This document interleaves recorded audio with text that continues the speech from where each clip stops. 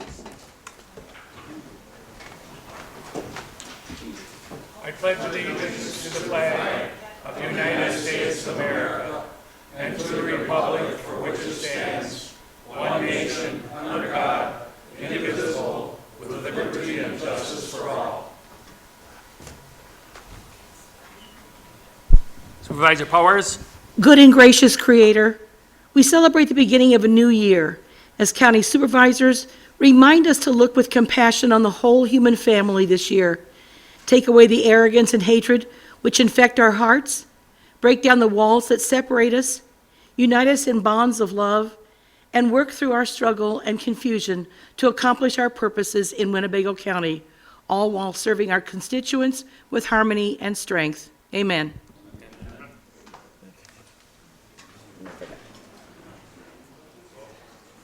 Supervisor Albrecht. I move to adopt this evening's agenda.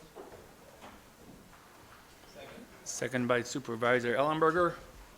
All those in favor signify by saying aye. Aye. Opposed say nay. Carried.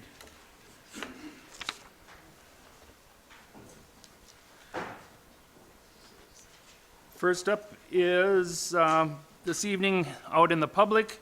You'll have 2 minutes. Anyone that would like to talk to anyone on the county board here, or the county board, I should say, on anything to do with county business. To come forward and go to one of the back mics, state your name and address. You'll have 2 minutes to speak. I see no one there. Is there anybody on Zoom? There is nobody on Zoom. Nobody on Zoom. That part is closed then. We'll keep right on going. Next is communications, petitions, memorial accounts, commendations, and etc.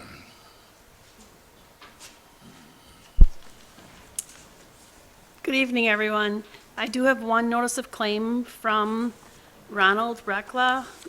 While in the jail, his cell phone was stolen, and that'll be referred to the Personnel and Finance Committee. And then if anybody is interested, we have 2 districts that will have no candidates on the ballot. 16 are opposed, and there'll be a primary for 1. And everything is posted on the Winnebago County's website under the county clerk, so you can see your competition and stuff if you want to. Thank you. Reports from committees, commissions, and boards. Supervisor Powers. Thank you, Mr. Chairman.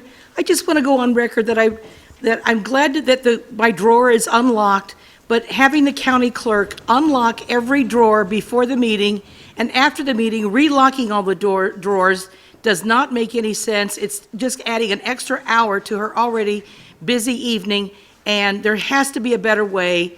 That's my only comment. Thank you. I would agree with you. The only thing, if the key gets locked, then who's going to pay for the new locks and the keys? But I agree with you. Vice Chairman Fari. Thank you, Mr. Chairman. I believe we're going to have a legislative committee meeting this month. It should be January 22nd. January 22nd. Thank you. Not seeing anyone else, we'll have the county executive appointments. All right. Happy New Year, everyone. Dear members of the County Board of Supervisors, below are my appointment to the board and boards and commissions. Winnefox Library System Board of Directors, I am appointing Mr. Mark Aaron for a term expiring December 31st of 2026. I still have vacancies remaining for representatives of Neenah and Menasha/Fox Crossing. I hear a motion made and seconded. All those in favor signify by saying aye. Aye. Those opposed say nay. Carried. Thank you. All right, I just have a very few things here. Supervisor Borchardt, Nichols, and Ernst have asked to be excused this evening. And I also wish you all a happy new year. It's the 2nd, so we're into it already, and hopefully we'll have another great year coming up. So we've got some faces here, and some of you will be leaving us in April, but hopefully we'll keep on going, and I'm sure that we will. So happy new year.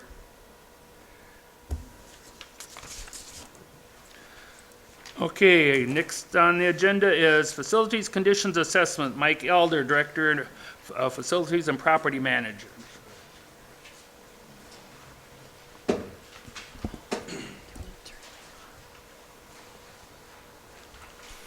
Good evening. Tonight, I'm going to give you a brief presentation on the results of our facilities condition assessment that we did over the last 6 months of 2023. It was a big project for us. We started out with a list of 138 buildings that we, I guess, as a county own.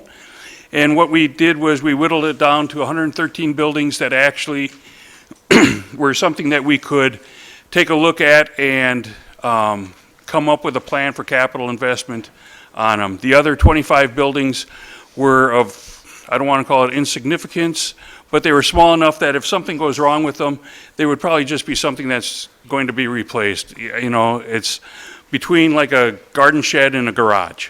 So those things we didn't really spend a lot of time on to get them into the assessment report.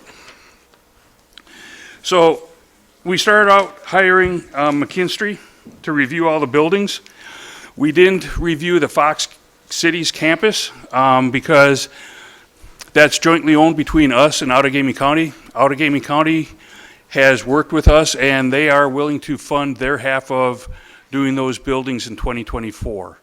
So we are looking at expanding our assessment and including the UW Fox campus in 2024 and having that rolled into our condition assessment, and then we'll know what the condition of those buildings are and a projected capital need for them for the foreseeable future.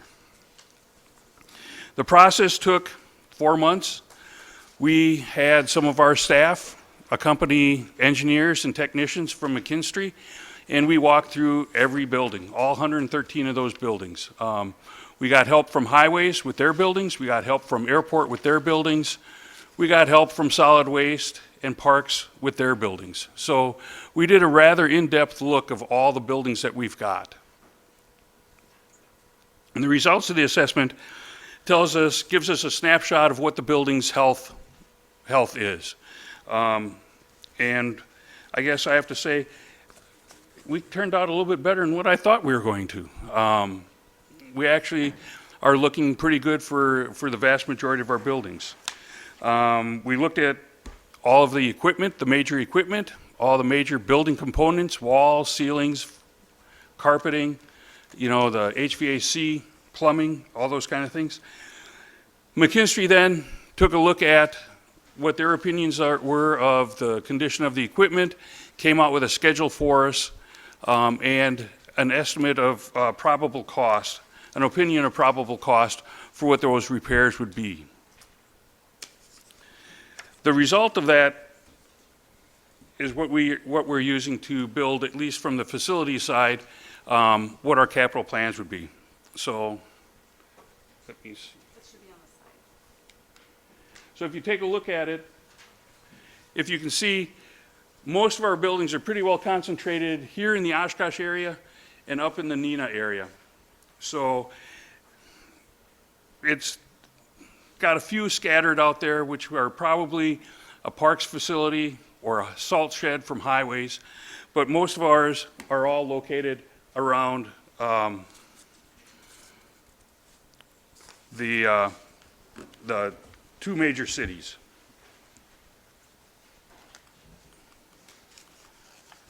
So what we did was we came up with a projected repair cost. And this is where we've taken a look at the buildings and we projected out for about 35 years what the cost of repairs and capital investments are going to be. And then I just took a look at what's going to be in the next 10 years. So if you take a look up at the top, we're looking at about $91 million worth of capital investment that we're going to have to make over the next 35 years. In a more closer defined window to look at planning, because looking out 35 years is too big a window. Nobody can really predict what those costs are going to be. what the needs for the county are going to be in 35 years. But in 10 years, that's about the window that we have that it takes to look at a project, get a project approved, get the funding approved, and then get the building designed and constructed to be able to take care of the problem. So in the next 10 years, we're looking at about $62 million worth of repairs that we're going to have to do to our facilities. If you take a look, that's the bar graph, and kind of shows you that we have a big peak in about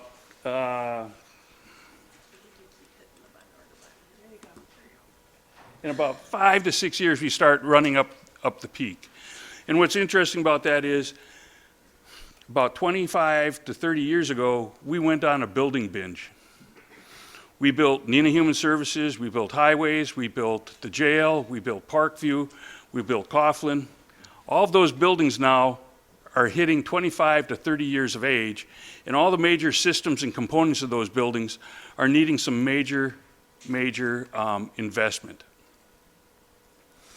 So what my job is, working with the county executive, is trying to level load this a little bit better and see what we can do to take care of it. One of the interesting things is, they take a look at the age of the equipment, and they will base on the age of the equipment when we should replace it. But if you take a look at the buildings here, the courthouse, the boilers here are 31 years past their expected lifespan.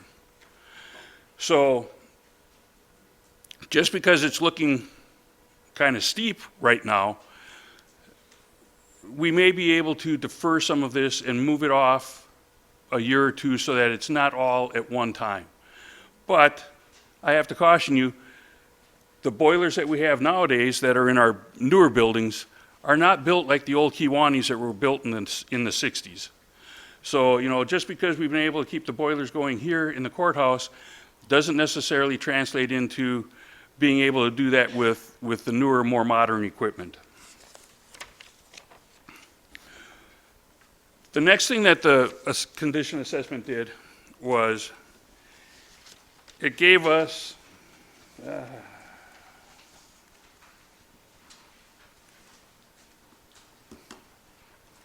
okay.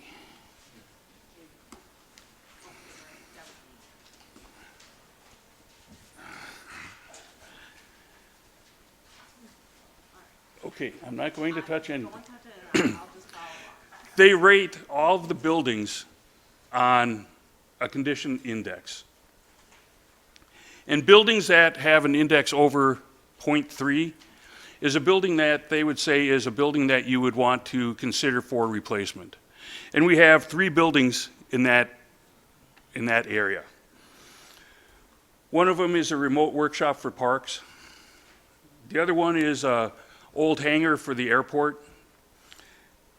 But the big one is the airport fire station.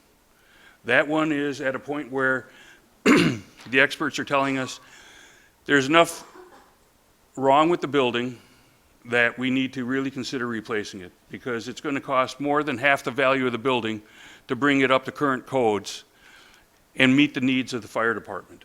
So that's going to be a discussion that we have to have on what the future of that's going to be. And I know Jim has got a project later on he's going to present where we're going to start looking at that whole process on what we're going to do with the fire station. But the next group of buildings that we move down to are the ones that are getting close to being replaced. The Oren King building is one of them. That building, we've been trying to replace the air handler on it for 25 years, for the time I've been here. So we've got significant work that we have to do in there. The air handler, the chiller is 25 years old. The windows need to be replaced. So we need to start looking at some of these buildings and deciding what is going to be our way forward with it. And that's going to be something that we'll be doing in this next year. We'll be working with the departments, working with the county executive, and trying to find a strategic plan to make sure that we meet the needs of the departments. And if we can't meet them with the buildings that we've got, what are the options that we have to do? So, the transfer station is another one that's close to being stated that we have to replace. I know solid waste is looking at that. The community bathhouse at the parks. I know Adam has got some ideas on what might come of that. But, we go down there and, there's buildings that have got a score, and that's how that score is what we're using to come up with what projects I'm bringing forward to you in the capital plan.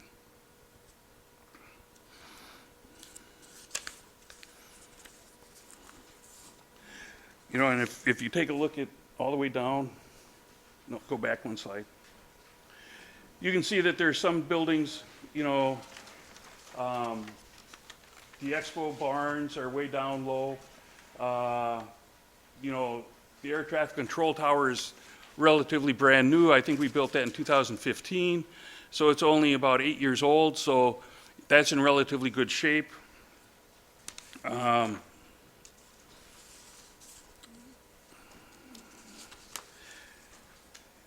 don't you go to the last slide? So, to recap again, this assessment report that we've gotten from McKinstry, basically I have 175 pages of projects that they're saying need to be done on this timeline. And that goes out 35 years. So based on that is what I've made some inputs into the capital plan that we're going to be seeing tonight. Taking a look at some of it, for instance, they're saying like we have to replace the boilers here in the courthouse, but we need to take a holistic look at that. We don't have that in the capital plan this year because we really need to take a look at how that's going to coordinate with the air conditioning systems that need to be replaced here. When we did the department relocation and consolidating of all the courthouse functions in the courthouse, we moved away from having individual air conditioning systems for the different areas of the building, and we went into something that was called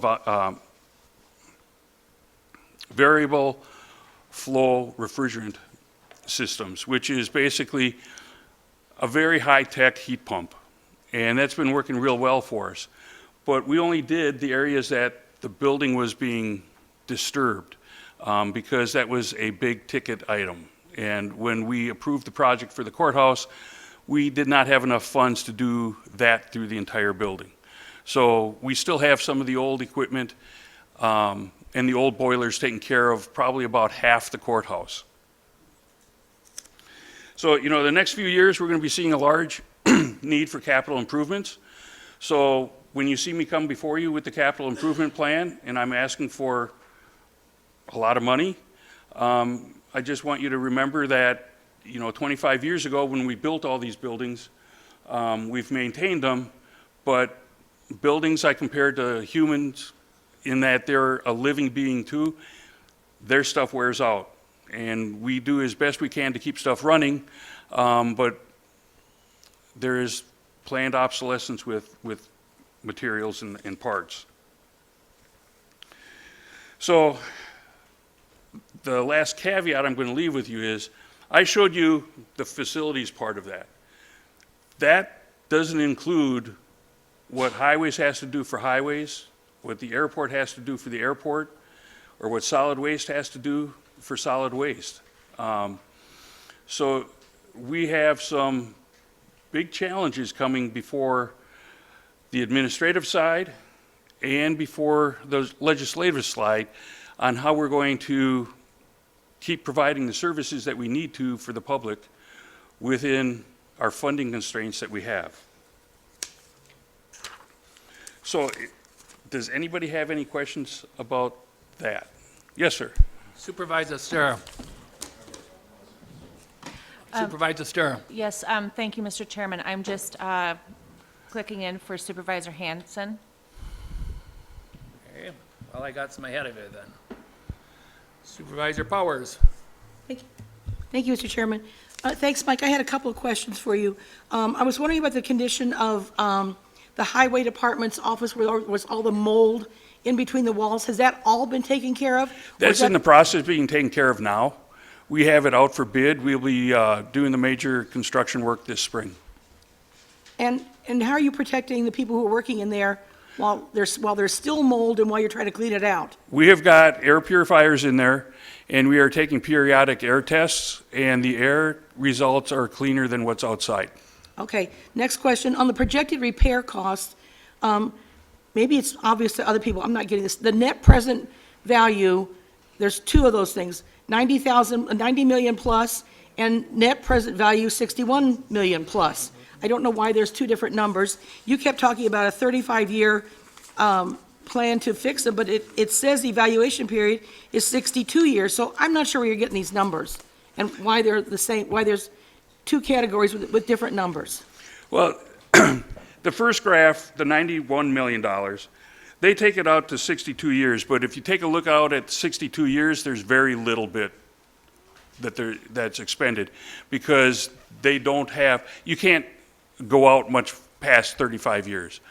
So I'm saying you can be looking at $91 million in the next 35 years. Okay, all right. Then my final question.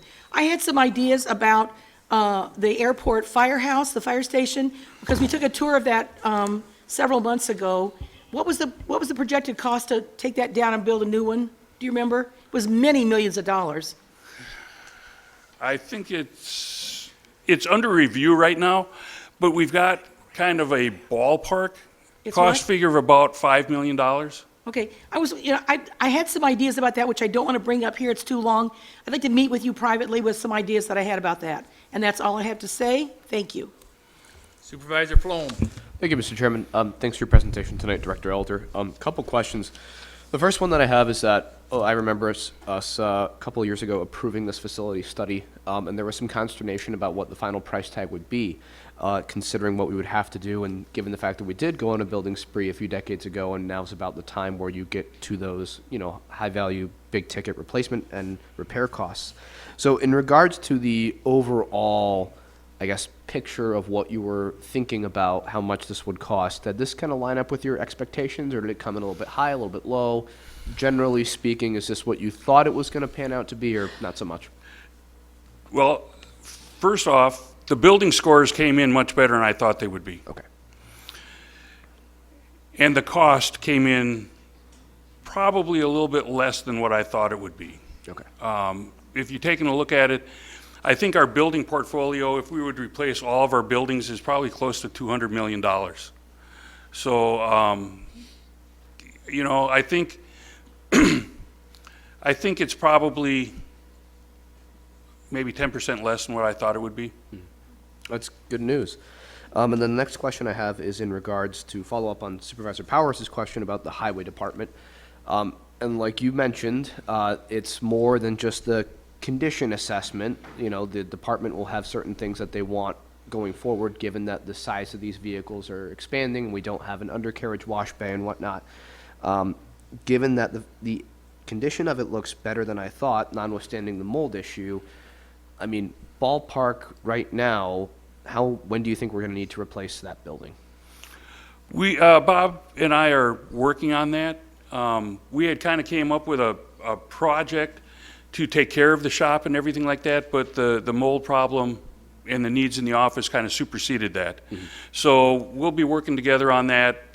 That's part of the needs assessment that we're going to be needing to do in the next year or so. Okay. And then my last question is, for the Whitman Airport Fire Station, have you met with the City of Oshkosh's Facilities Director, or Chief Stanley, to go over kind of replacement plans, and how's that coming? We're in the very early stages of that. Okay. All right. Well, thank you very much. Supervisor Hens. Thank you, Mr. Chairman. I just have one question for you, and going forward, what is the outlook as far as combining and consolidating buildings and maybe taking our building count down and being smarter going forward as far as that goes? That's part of our next step. I don't know if I specifically stated it, but the next step would be is taking a look at our needs assessments, how we can be more efficient to use the buildings, and maybe being able to take a look at how we can be more cooperative with the departments, and being able to share equipment, and being co-located would enhance that opportunity. So, I know since I got here, we tried to sell the Knapp Street facility for 10 years and nobody bought it. So I know there was always a considerations in the background of a number of people's minds that maybe it would be better if we were co-located out by parks or highways or, solid waste out there, and being able to share space and maybe even share some staff. But that's going to be something that's the 2024 project timeline. Thank you very much. Supervisor Hanson. Thank you, Mr. Chairman. I'm sorry I wasn't able to ring in. Dia's still working on my iPad. Thank you, Director Elder. Kind of playing off of what Supervisor Hintz said, I would be very interested to hear in a building consolidation and even possibly reducing that 62 million by 25 to 33% by consolidating some buildings. And I understand that you said maybe some won't be purchased if we sell them. But I think it would be prudent to at least have that discussion to consolidate some of the services and buildings. For example, to build something that's 10 to 15 million dollars that's going to last 30 years as opposed to 90 million just to keep it up. Right. We'll be working on that this coming year. Thank you. Supervisor Gabbard. I rang in for Supervisor Swan. Supervisor Swan. Thank you, Mr. Chairman. Mike, forgive me for not asking this question in committee when we had the presentation, but the 90 million figure is the number that I remember from that presentation. And how does McKinstry calculate what those costs are going to be over time? Do you know, do they place them in the year they expect the repair to be done, and then do they use an inflation factor to get to that and then discount it back? No, they give it to us in present dollars. Okay, but I remember from the meeting that they used a 3% discount rate in the analysis. So that would suggest that they're making an estimate of what those building costs are going to be out in the future and discounting them back at 3%. Would that be a fair assessment? What I gave you was without the discount rate. Okay, so the 90 million is 2023 present value dollars. Yeah. But those repairs won't be done this year, they'll be done out as far as 62 years. Correct. And what will end up happening is every year when we come forward with the capital plans, McKinstry and I will be looking at the estimates and coming up with present dollar values for those projects. Okay. I just To be remembered included. that they used a 3% discount rate over time, and I thought that was kind of low in the meeting, given what current inflation is. So Right. obviously, this number is going to vary quite a bit if you have a higher inflation rate. Correct. So that's why we took the numbers, because if we went with the 3%, Right. I believe it went up over $100 million. So this is in current dollars, what we've got planned Yeah. is what it would be if we did it It'd all. be quite a bit higher than $100 million at 3%, wouldn't it? Yeah. I mean, yeah.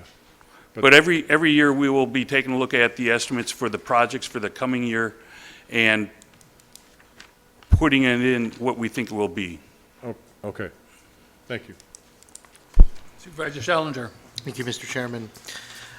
So, Director Elder, a lot of the things you talked about were, that you referenced were, windows or boilers. You referenced the heat pump. Those are all things that would lower our operational costs, right? Like the new windows are going to be more energy efficient. The new boilers are probably going to be more efficient to run than 30 years past their life or whatever.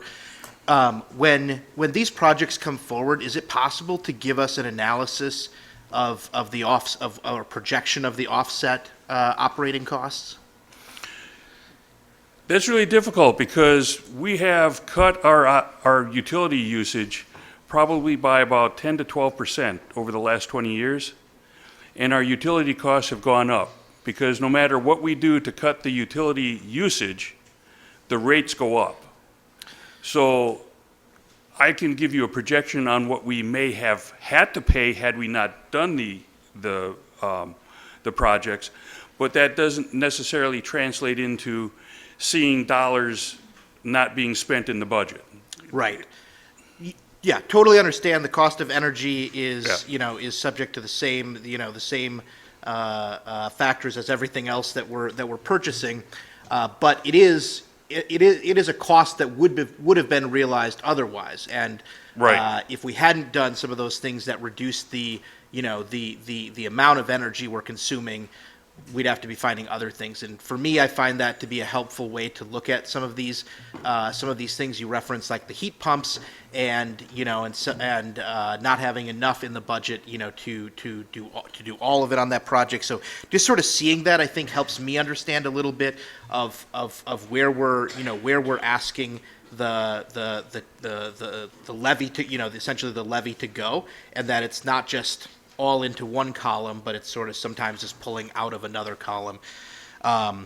Okay, and then my other question is related to, I think you alluded to sort of like looking at the spaces and whatnot that we need. As you go through that, is there a plan or a framework for consideration of the geography of the county? Like not just what we need for our staff and whatnot, but what the communities, where are our services needed, and where are those buildings needed beyond just what our staffing considerations are. That would be one of my goals. I know I would be an advocate to taking a look at making sure that we have a presence or the location of our facilities that provide services to the public in the most convenient place for the public. And that may lead to a new discussion on how our capital projects come forward. It may not be worthwhile for us to spend money on a building in a remote part of the county that gets very little usage, or it may be time to relocate a building that provides a lot of services that's difficult for people to get to. Great, thank you. Supervisor Ellenberger. Thank you, Chairman. Just a couple quick questions here. So I was the co-sponsor to try to get this through with Supervisor Buck, and I applaud you for getting this done in 4 months. I mean, 113 buildings in 4 months is a big deal, so thank you for the quickness on this. But I wanted to see this because we did the same thing for the Neenah Joint School District when I was on the school board. And it opened up my eyes on, how many buildings we have and so forth. But they also gave us a piece of information. I know we've thrown around the consolidations of the buildings and so forth, but they also brought to us, the properties and stuff that we have, because I think you briefly touched on one property that we've had for sale. You said it was on Knapp Street. Mm-hmm. So our when we got our facility report back for that board, we also got a list of other buildings and other pieces of property that we had throughout the district, so that we had an idea of things that we could sell or that we could build on and so forth. I'm curious, did this report include something like that, or do we have that information? Because it would be really useful to see something like that too, when we're looking at all these massive amounts of building numbers. We don't have that for all the properties that we have. The scope of this was kind of contained just to the 138 buildings that we have, to get a snapshot on where we are with the buildings. And that was going to give us an idea of, let's say, Building A needs $500,000 worth of repairs, but then we start looking at it, is Building A really suit our needs? Does it really fit the needs of the department? What should we do before we spend the $500,000 on it? I go back to before we built the new Parkview, I spent $1.5 million on roofs only to see them get torn off in 5 years. It's heartbreaking. I don't want to do that again. I agree. And that's what the scope of this project was going to do, was to say, okay, Building A needs all this work.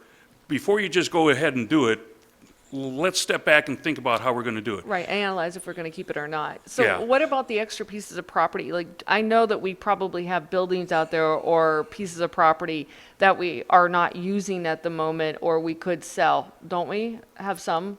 You Well- talked about NAB, and so Are there Oh, we're- others? We're using NAP, that's my office. Oh, well, then I won't kick you out of that one, but, no, just being But, facetious. But, you see where I'm getting at. We've got the list of the buildings now. We know how they fit with their health. And then I'm going to be going back to the department saying, do you really need this building? I'm going to put Jim on the spot and say, we've got hangar number 7 there. That's identified as one of the buildings that we should probably get rid of. It's going to be, Jim, what are we going to do with this building? You rent it out as a hangar. Should we tear it down and just build a new, more modern hangar that suits your needs better before we go and spend money to fix what it's there? So I kind of relate this to, I don't just have one elephant to eat. I've got a whole herd of elephants to eat. And we've just taken one bite on the first elephant. So I'm trying to devour this elephant, and then the next elephant's going to be, what buildings do we need? Which buildings don't we need? Which buildings don't work for the departments the way they need to provide services now? I'm going to say, before I got here, we were a little less focused on how we were going to be providing the buildings, and we weren't really looking to the future too much on how to keep the buildings working for the departments. And then I've talked to you numerous times as a public entity. You go out and you find a designer, and then you build buildings to the lowest cost. So, I think what we need to do is take a more holistic look at everything and maybe slow down the whole process. That's not something that you always want to hear, but slow down the process of spending the money to do the repairs before we find out, does Nina work for Human Services? I can tell you right now, there's definitely not enough parking up there. It's kind of difficult for them to see all their clients. Public health is there, it doesn't necessarily work for public health. Veterans is there, it doesn't necessarily work that great for veterans. Maybe it's time that we take a look at how we do that, how we are going to provide those services to those people before I spend more money than I absolutely have to keep the building functional. I totally agree. And I once again, thank you for this first step, and I think it's amazing. So thank you very much for this. Thank you. You're welcome. Supervisor Robinson. Thank you, Mr. Chairman. Mike, alls I have is, McKinstry, now I understand that's 3 years that they'll be working with us? They're with us for the first year. First year. And then we can renew a contract with them for another year on a yearly Okay, basis. And also, are they helping us try to find grants? Yes, actually, part of this process was we did a retro commissioning for the jail. And I actually have a meeting with them on Friday to go over some of the changes that they've looked at. And we've gotten a grant we are eligible for a grant from Focus on Energy to do some changes in the way the building is operated, which will save us a significant amount of money. Okay, thank you for everything you've done, and thanks for the answers. Supervisor Flom. Thank you, Mr. Chairman. Apologies, should have asked this in my first round of questions. Does this budget figure, Director Elder, does this include depreciation? Was depreciation factored in? No, I don't think so. Okay. Thank you. Supervisor Nelson. Thank you, Mr. Chairman. Director Elder, I'm going to put you on the spot. I looked through all of the buildings that you kind of looked through, and this one's somewhere between a shed and a garage, but we've got a brand-new boathouse that, to my understanding, we can't operate or use because it was built wrong, wasn't built to specs, and it's January, and all of a sudden it's going to be April or May, and did they look at that building, or is because of the issues with it they didn't look at it, or when do we ever get to put that into service?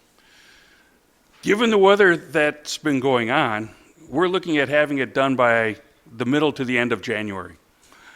So And fortunately, we'll still be able to put a boat in it the way Yeah. it's going. Yeah. The issue with the boathouse isn't that it was built wrong per se.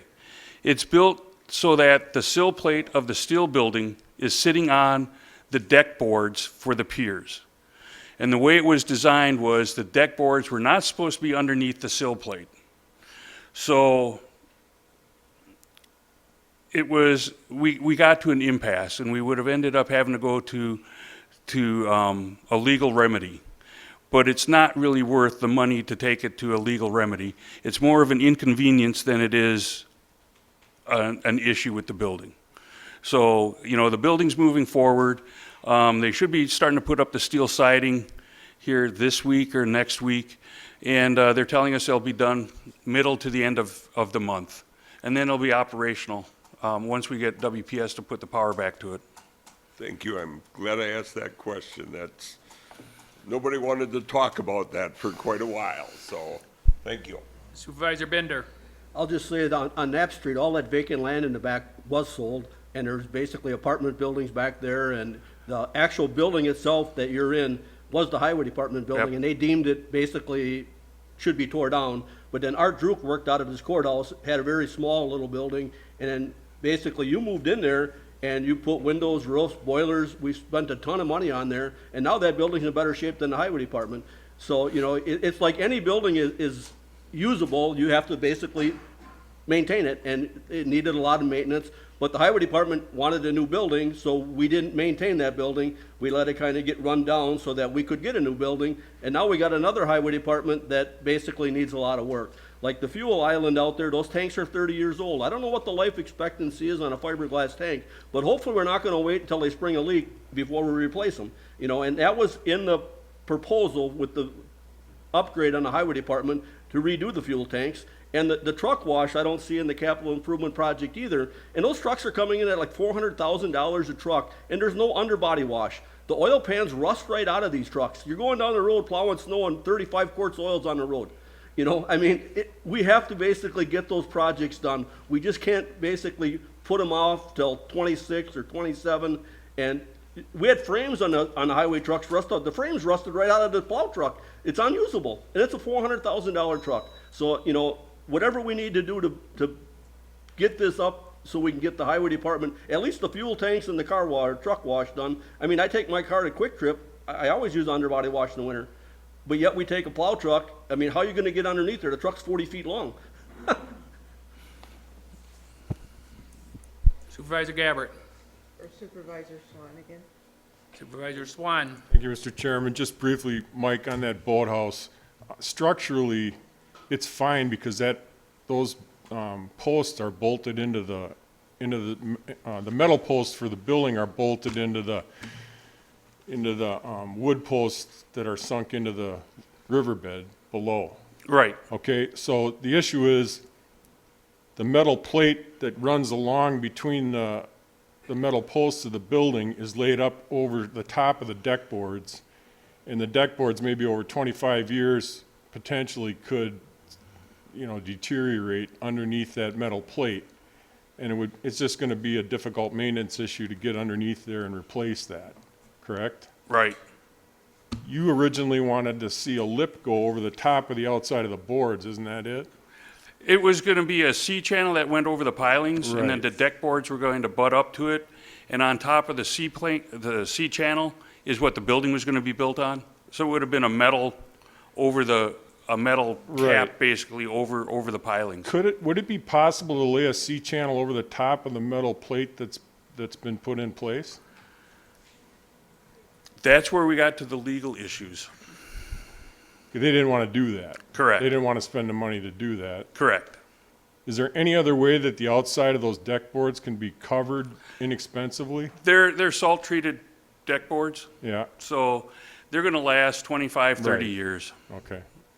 You know, so it's, you Yeah, know, okay. by that time, it's quite possible that the steel building might rust out itself too. Right, so just to clarify, this is a functional building, it Oh, will yeah. be operational, it Yeah. is unusable. Right. As I said, it's more of an inconvenience than a structural issue. It's a future potential maintenance issue. Correct. Okay, thanks. I'll bring it up Yeah. Good, I'll be here. Probably. Okay, there's no one on Zoom, so I thank you much, Director Elder, for your all that information. I get to move to my projects now. There you go. Go out and get started on them. Okay, the first project that I've got in the capital plan is for the boilers at the Coughlin Center. This is to replace the two existing hot water boilers. They were originally installed when the building was built in 1998. They are Fulton pulse boilers. They are starting to have problems. They've been somewhat unreliable since we put them in. And they run at 75% efficiency. Oh. Okay. Page 8. Page 8.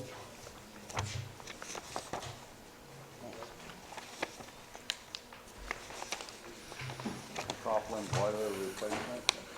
So these boilers run about 75% efficiency.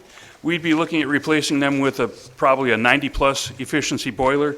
And then our projected fuel savings for that would be about $7,500 a year.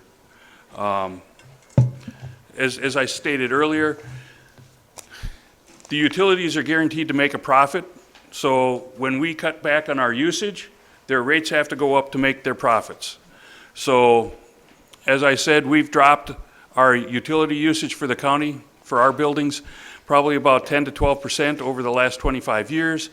And we've not really had a reduction in the utility costs in the facilities budget. So that's the first project that we've got. The boilers are roughly 25 years old. They're due to be replaced. They're just not working as well as they should. There was another project that was originally planned for 2023.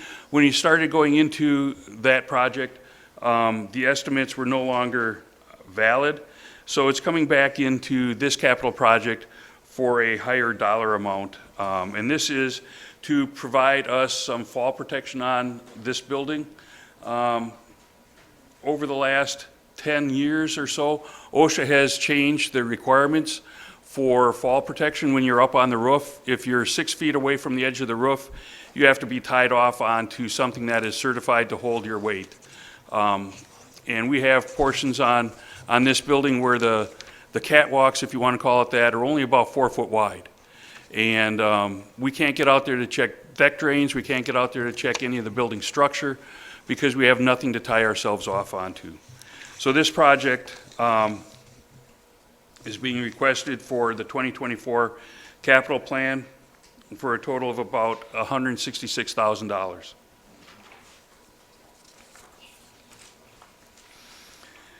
There was another project that was originally planned to be part of the department relocation of the courthouse, and it's the ceiling right above you.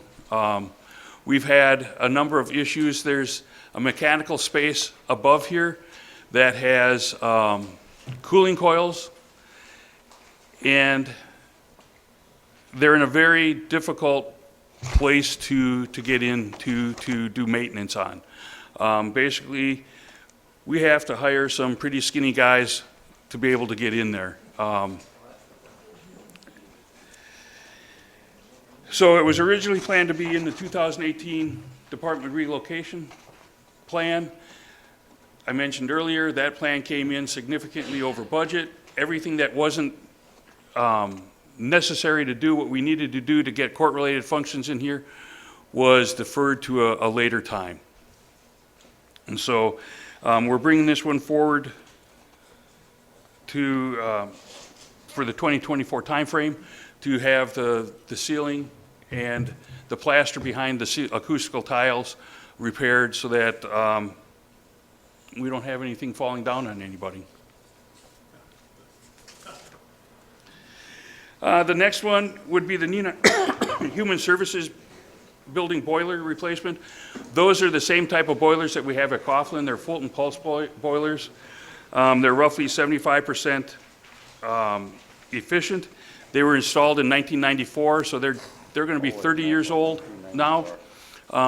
once again, they've been relatively unreliable over the time. If there's a stiff breeze from one direction, it'll snuff out the fires in the boiler, and then it won't be able to get the correct draw. So then the boiler's shut down, we get paged, we have to go up there and we have to clear the faults and make sure that they can get restarted and relight the boilers. So these would be replaced with 90-plus efficiency boilers. And once again, we'd be looking at probably saving $7,500 a year in the utility costs. The next project is the roof replacement. This one was in the 2023 capital plan. It went out for bid, and it came in significantly higher than what we had budgeted. Roofing materials are dependent upon, it's a rubber roof, but I never knew that rubber really follows the cost of oil. So when the oil went sky high, cost of roofing materials goes sky high. We didn't have enough money to do it. And it was deferred until the next go-around in the capital plan so that we could get additional funding. In the meantime now, we've had the facilities assessment done. Nina's kind of on the bubble on what we're going to do with it. We got to have a good building envelope for the building so that we don't have any damage that would be caused by the roof leaking. And if you go up on the roof, you can tell that we have roof leaks already, because when you have a rubber membrane roof and they have the foam insulation underneath it, all of a sudden the foam starts expanding. And if you've ever watched, that expanding foam that you use for insulation in your home, that's what roofing insulation will do. You'll have a 2-inch piece of foam board end up putting a 3-foot bubble in the roof. So we have a number of those up in Nina. We don't really have anything that's causing the water to intrude into the building, but even if we were going to sell the building, a prospective buyer would say, you've got a bad roof up there. Either you need to replace the roof before we buy it, or we want to discount the price of it.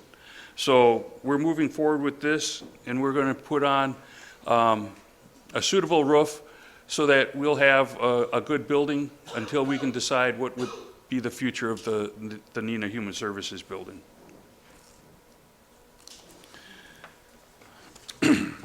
The next building that we've got is the masonry repair for the David Albrecht building. The building on Otter Street spans the time frame from the late 1800s to now, and we have a number of areas of the masonry facade that is lacking in some of the mortar and requires to be tuck pointed so that we don't get leaks into the building. And we do have leaks coming into the building now that we can't isolate, but we do have a very good feeling that it's in some areas where we need to do the tuck pointing.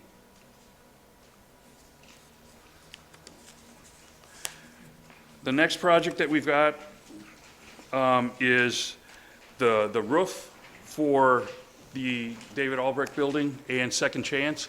Once again, these roofs are, well, we don't exactly know how old they are, but we know that they're older than 25 years.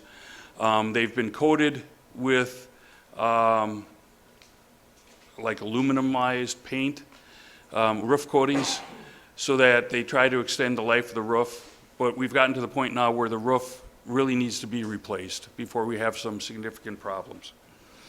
So we're trying to move forward with those two roofs to prevent any additional damage to the building. And the last project that we've got is a project that has expanded from the time that we put it in the capital plan to get it done. And it's now called the Sheriff's Evidence Garage in the Morgue. And when we first started that building, it was just going to be a cold storage building for the Sheriff's Department. And it's morphed into a storage building, a garage that they can work in. We've attached the morgue onto it. We've had some issues with the state trying to get access to it for the large vehicles that the sheriff needs to bring in there. So we've had to find a different way to bring those vehicles in there, which is going to result in us driving through the solid waste area, expanding a parking area and putting in a longer driveway for them. We went out for bid, we've got the bids, and they came in significantly over where we are, and we're asking to add $782,000 to this project so that we can move forward with it, and get that done for the sheriff and for the medical examiner. And then, any questions you might have for me?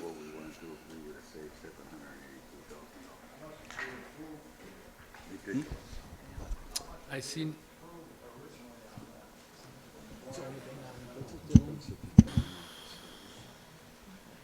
A little bit over $1 million.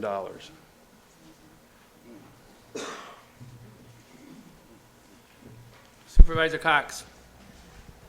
I'm done. Oh, I'm sorry. just got- I didn't see you call in. Rachel Dowling. Thank you, Mr. Chairman. I would just request that the presentation be added either online or if someone could email it to me. I don't have it in the digital packet. Thank you. Was it in the packet? It's part of the executive capital improvement plan that was sent out to you.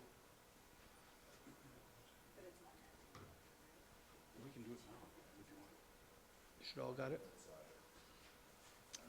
Yes, he said it should have, the clerk's office said everyone should have got it, was sent out.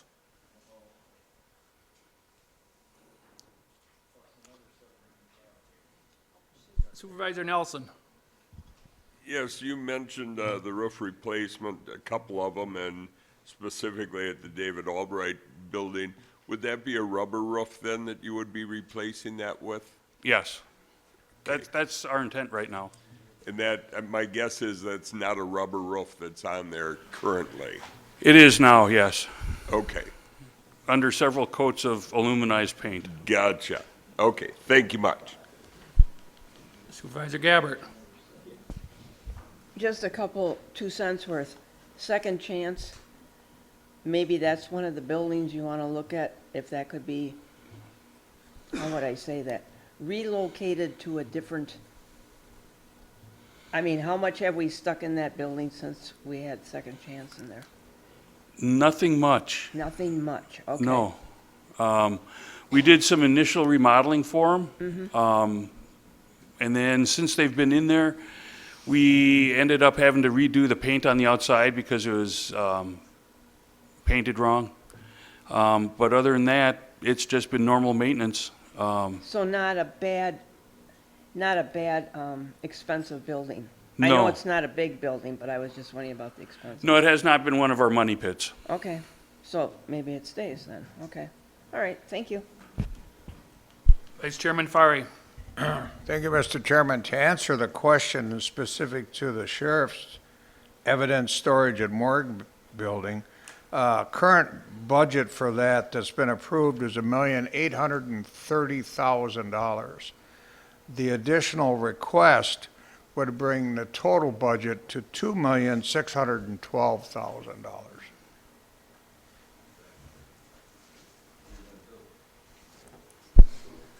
Supervisor Schellinger. Thank you, Mr. Chairman. So, when you were talking about facilities that may not meet our needs, you talked about the Dina Human Service building having several challenges with it. Can you talk about why the boiler and the roof are included for repair if we're going to be undergoing a pretty hefty evaluation that already seems geared towards that building not being a right fit for us? Because we're going to end up having to keep the building envelope safe and secure. And we have to be able to provide heat for the individuals that are in there. So even if we would decide to sell the building, we got to sell it with an operational boiler, and we've got to sell it with a roof. And the time frame that we're looking at could be 5 years, could be 10 years. We don't have a definitive idea on when or what the disposition of that building would be. But it also might be shorter, right? From my experience, I don't think so. Okay. Okay, thanks. Okay. Thank you. If we could, move ahead to the UW Fox Cities. They have two projects. And we have, Mr. Kurt Liebold here from UWO. We got some other ones here too, waiting. Oh, I know. So they're shaking their heads. One of them is anyway, so we don't care.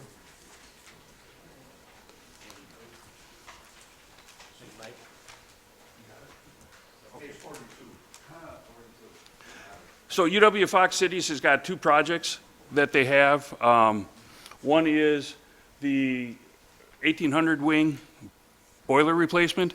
Once again, Kurt's here that could possibly answer more questions than I can, but the boiler's reached its useful end of life.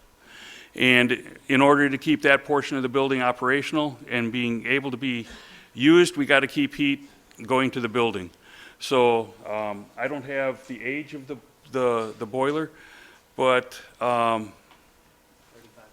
35 years old.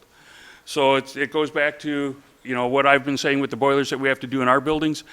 It's reached its useful life. We're trying to replace it on a planned basis rather than coming before the county board as an emergency and saying we have no heat, it's February, and we have to shut off that portion of the building to the students or for whatever uses it's being used for. And then the second project that they have is an air handler replacement up on the science wing, I think it is? Art and music. Art and Museum. That is another one that is in the 30 to 40 year range. And I'm going to make an assumption that it's probably R22. And R22 has been taken out of manufacture for probably 10 to 15 years now. It is a greenhouse gas that is one of the worst.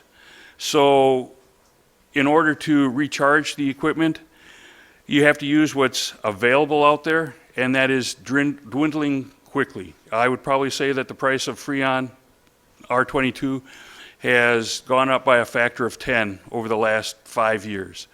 And then once again, this equipment is reached the end of its useful life. In order to keep the building operational, we got to replace some of these things. And hopefully when we do the assessment of the UW Fox campus, we'll find out more about the life of some of their building components and systems. Supervisor Powers. Thank you, Mr. Chairman. Couple of questions on Fox, UW Fox Cities. The tour that we took there a couple of years ago, there was a lot of fog between window panes where there were double windows and they were leaking and there was fog and condensation. I don't know what the status of that is. There were hoods over burners that had been put in 30 years ago backwards or something, and they weren't really pulling exhaust out. And there was below some windows in one of those rooms, there was a lot of mold behind the walls. And I don't see those listed on here. I think I can address them all. The fume hoods Yeah. have been looked at, and one of the big problems was that there was a number of components of it that were not operational and weren't allowing the fume hoods to work the way they were supposed to. We've spent the last year making those fume hoods operate the way they're supposed to. Both myself and Paul Farrell have taken a look at it, and we think that they've got one more component that needs to be fixed, and then we can retest it to make sure that they're drawing what they're supposed to be drawing. Okay. But we're pretty sure that project is going to be resolved. The windows, we've been working with UW Fox on the windows also. We're looking at trying to maximize the projects that we can get done and not overspend, just like, I showed you how much we've got to spend, and we're trying to keep it within a certain time framework for how much we can afford between the two counties. So the windows are there. I believe they're doing some repairs to the windows that caused the leakage behind the science tables. So I think that problem's being taken care of. So the leakage is what caused the mold to grow back there? What's that? The leakage between those windows in that science lab, that's what was causing That- mold? Okay, and then mold has been cleaned out? I don't know. Yes. Okay, that's the end of my questions, thank you. Supervisor Plum. Thank you, Mr. Chairman. I'm glad to see that you're replacing an R22 unit. I'm familiar with dealing with R22 from another organization that I'm involved with, and that stuff is nasty, and it's getting more and more expensive to replace over time with recharging it.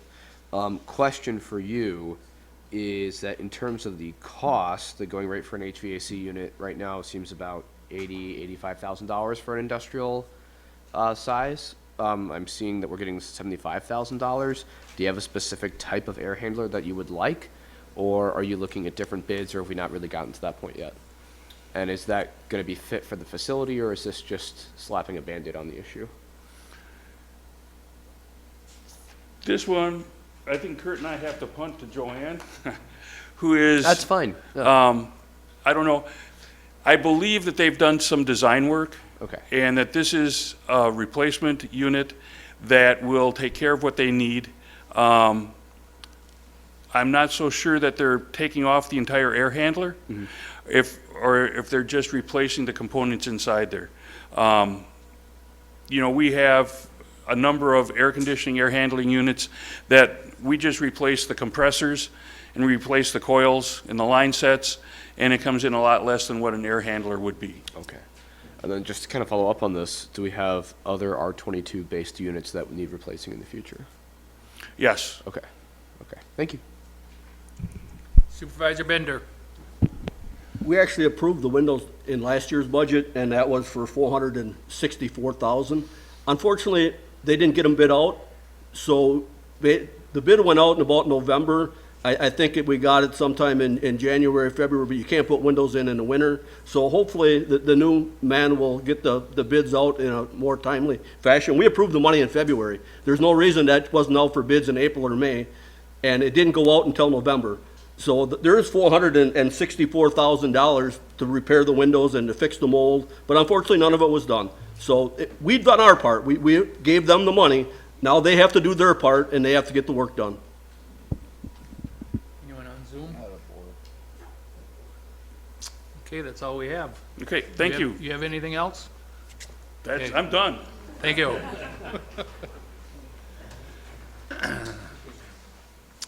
Next up is on 2023 hangar project and presentation for Airport Fire Station 14 and truck replacement by Airport Director Jim Shell.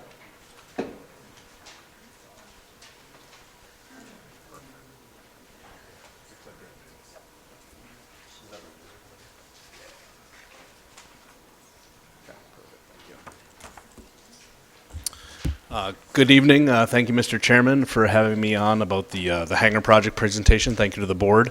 I will be fairly brief in the overview of our 2023 capital project, which was to construct 20 new T-hangar units out at the airport. The funding for that was approved in 2021, and then 2022, and then we went through construction this year.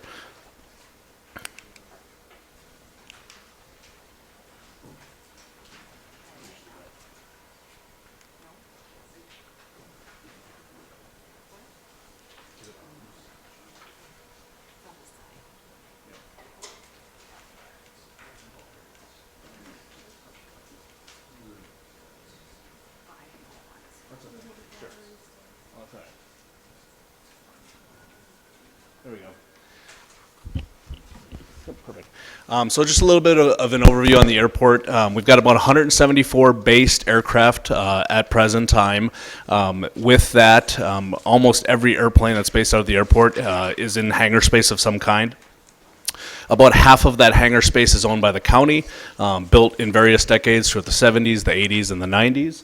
And we had a waiting list prior to this project of over 60 people looking for hangar space at the airport. So we've got a ton of demand, and we've been looking now for a number of years of ways to fulfill that demand.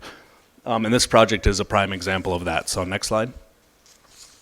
A little bit more on the project. It is over on the east side of the field, off of Hughes Road over there, just south of our runway 927, and over on the east side. Next slide. With this project, we removed 5 existing hangar structures. You can kind of see those a little bit on the old aerial for the project.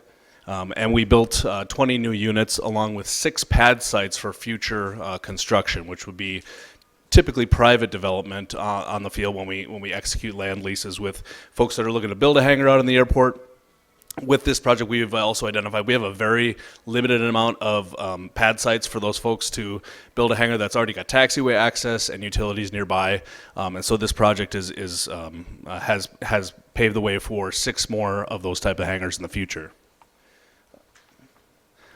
Overall construction cost is tracking about $4.3 million. That is $1.3 million grant funded between federal and state grants we received on the project through a variety of funding sources. $3 million provided by the county. So on this slide, I'll step to the side a little bit. On this slide, this shows the project prior to construction starting in February. So you can see on the right, these are the 5 hangars that were removed as part of the project. If we go to the next slide. Then once we got into very late part of March, early April, we began construction. As you can see, they went to demolition quite quickly and have started the process of clearing the site for the new construction. Fast forwarding to near the end of May, we've got a couple of building pads prepped, ready for eventual concrete slabs to be poured for the actual floors of the hangar buildings themselves. Then we've got that concrete floor going in. The first one is more or less complete, and the second one on the east building is being poured there. And then fast forward again to beginning of July. Oh, sorry, did it click? Yeah, see, okay, I got control now. All right. Fast forward to July 10th, we've got a lot of structural steel being erected on the site. So we had a lot of work to do to get to this point for the buildings to start going up, but we really made a lot of progress in the early part of the summer. As you can see how brown it is, usually in July we'd be a little bit greener than that, but we all remember June and early part of July was bone dry around here, and it actually is very good for construction not to have a ton of wet conditions. So a lot of progress was made in those months. Fast forward to August, basically have all the structural steel erected now in the buildings, and they're starting on some end walls of the hangars. Fast forward to middle of August, we've got roofing material going down on the west building. So, and then August and September, we got a lot greener. It's kind of nice as far as that goes. But then we've got September 1st, 2/3 of the second building as far as roofing materials going on. Early September, we had our asphalt paving done. And so the asphalt that's laid down for the taxi lane on either side of the hangar buildings themselves was put in, and they were working on our landscaping along the edges. Then end of November, the buildings are fully enclosed at this point. A lot of work going on inside. These are heated hangar units, so a lot of heater installations, gas line piping, electrical wiring still ongoing. And this was a photo taken right before New Year's, so kind of showing an interior shot on the upper left-hand side, looking to the back of the hangar. This is one of the units. Then looking out to the outside from the back. Then on the lower left, that's just the east building, kind of looking to the west, and then a shot of both the buildings right there. So before I open up to any questions, we have encountered a few delays on the project. We had originally had a schedule from the contractor that the hangars would be done sometime around mid-October. We've had some material delays certainly that have slowed them down, primarily with roofing material. You probably saw a couple of photos there where that east building stalled as far as how much roofing material they had on hand for about 6 weeks, so that did delay them. And then once we were able to get through those material delays, the contractor is making steady progress, although slower than we had hoped. We're keeping all of the new tenants for the hangars as in the loop as possible as far as opening dates, which have shifted a couple of times. But we are doing actually a punch list walkthrough tomorrow, and with the contractor and the engineer, hoping that punch list is fairly minimal so that we can get on towards getting our occupancy permits with the city and scheduling that to kind of align with mid-January for opening of the buildings.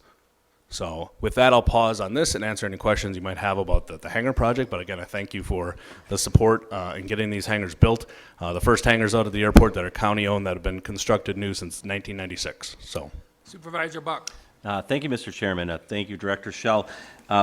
The last point you made brought up a question. Are we missing out on any payments from any potential tenants? I know you said there's quite the waiting list on these hangars, so since we can't get in October, we anticipated October. We're missing out on some revenue here by the contractor not fulfilling their obligation? well, the contractor is fulfilling their obligation, just slower than we had hoped. They contractually have until February 9th to complete the project. So their original schedule was pretty ambitious. And I think if they hadn't had the material delays that they had, we'd certainly be open by now. But you're right, we are not collecting revenue on hangars that aren't occupied yet. So those folks that would have been in theoretically in October or November, we are missing out on a bit of revenue there just because the hangars aren't ready to be occupied yet or be used. So we're not collecting any rental payments until those folks are in there actually occupying the facility. Unfortunate, but at the same time, it is kind of the nature of construction at times and encountering these delays. But their contract wasn't up till February, so they were well within their bounds there. Correct. Okay. Yeah. Thank you for that. The second question I had, you mentioned that the hangars got some BIL money. Can you update the board on how much money that Whitman Regional Airport has got from the bipartisan infrastructure law to date? So this project, and I don't have the exact number of bill money in front of me, but this project took between $100,000 and $200,000 of our first year's bill money, which would be 2023. That first year's bill money was $763,000. There was some shifting in the actual ratios of the bill money from the first year to the second year for us. So our second year and third and fourth year bill money is actually more in the $300,000 range annually. But we used only a portion of our first year money, so we're looking at another hangar project in the future, one of which would be one of the funding sources in order to minimize the ask to the county board in the future on our next hangar project would be possibly using more of that bill money. One of the nice things is you can use it towards hangar projects, whereas most traditional FAA money you really can't. Revenue generating spaces on airports. So with the bill money, we have right around $500,000 in first year's bill money that has still been unspent, and we're looking to roll that towards a future project that we can utilize it for. Thank you. And the BIL money that goes through 2026, is that correct? So with formula funding, you're going to get X amount next year and then X amount 2024, 25, and 26. Is that correct? 5 years, and I think our first year is 23, so I think it's 23 through 27. Okay. But yes, it is So an allotment each year. Yeah, so we're probably looking at the Whitman Regional Airport benefited a couple $1 million from the bipartisan infrastructure law. In that neighborhood, yes. And you were able to get some grant money, if I read my newspaper articles correctly, for tower upgrades, one of 2 airports in Wisconsin. So I just want to say congratulations to you and your team on that. Thank you. Appreciate that. Supervisor Flom. Thank you, Mr. Chairman. Director Schell, if you can just kind of refresh my memory on this. These are the standard size T hangars, right? The 42, 32, 12s? They are Okay. fairly standard. They're Rectitube is the actual hangar maker, and so you have these hangars all over the country. Right. They're about 1,000 square feet each. Okay. But yes, I believe 42 is the width. 33 feet depth, I want to say, and 12-foot high door opening. So to follow up on that, I actually did some quick math today and came to the conclusion that small jets could fit in here, specifically Sirius Vision jets and the Subsonics jet. Have you seen that, given the fact that they can fit in there but they can? Have you had any people, any clients on your waiting list that do want to park those lighter jet aircraft into those T hangars? Because typically what we see is just, Cessna 172s and some Beechcraft and whatnot, maybe some King Airs. But do you see that happening because the Vision jet's fairly popular? Do you see those matriculating over to our neck of the woods or not particularly? So at present, I don't believe we like the Cirrus Vision jet, which would be classified as a VLJ, very light jet. They're very small. I think they're with the pilot plus 4 passengers. They probably would fit in this type of hangar, but we don't have any Vision jets based on the field. And then some of the other ones, like a Sonics jet, we've got a couple of those based on the field. Of course, having Sonics on the field, that's even smaller yet. That's like a single passenger or single pilot, and now they're actually developing a 2-place Sonics jet. So yes, I could see them being able to go in one of these hangars, but at this point, the 20 that we're leasing out don't have any jet aircraft going in there. Okay.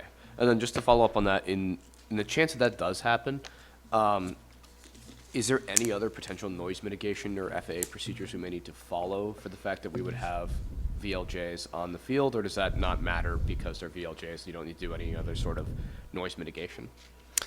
Well, I don't think it would be the largest corporate aircraft we have operating now on a regular basis. Oshkosh Corporation has some Challengers, Challenger 600s, which are like small versions of a regional jet. Right. And so, not to single that aircraft out itself, but we've got larger jets operating at the airport today. We have very minimal noise complaints. I think our based users especially are very cognizant of flying routes that minimize noise exposure and those sorts of things.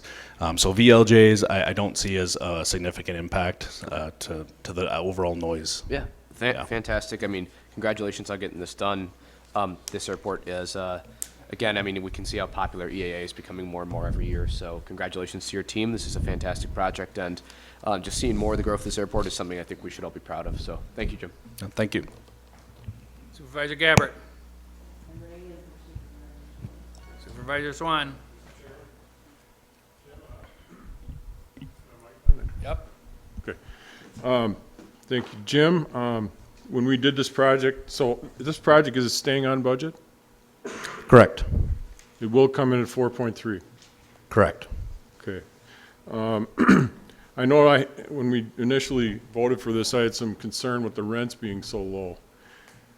If you were to, let's say if you were to double these rents, would you still have a waiting list? Well, I think if we were to double these rents, we wouldn't have full hangars. The market is the market on hangar rent, and with the highest T hangar rent we've seen in the state is in the $400 range down in Milwaukee, Kenosha area. We really just don't see people being able to make that kind of rental payment on a hangar this size. Typically speaking, it's a Cessna 172, smaller single-engine aircraft. Folks that, aircraft ownership is expensive. It's an expensive endeavor between ownership and insurance and maintenance and hangar rent and all those things together. It's kind of like, adding another gallon to a bucket of water that already is 90% full. At some point, there's a cost benefit that ends up being too much. So we took a very heavy look at the market rents in Wisconsin for hangar rent. But if the market rent is subsidized rent in all the airports, then the rents could be low in all the airports. For a new property like this, or a new facility that's heated, it has restrooms, it seems to me you could have got higher rents for these units. Did you answer my question? If you went to 700 rent, would you still have a waiting list for these units?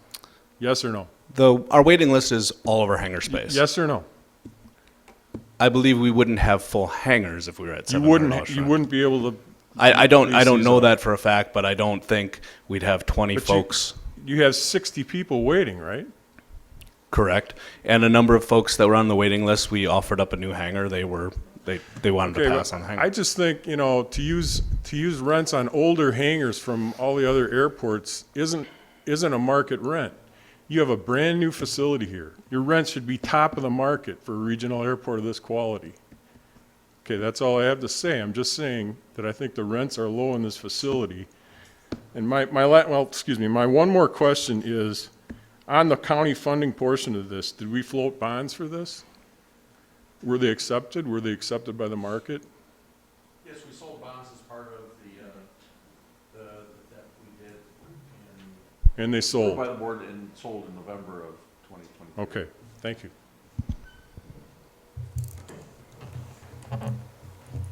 Supervisor Gabbard, do you have something yet? No.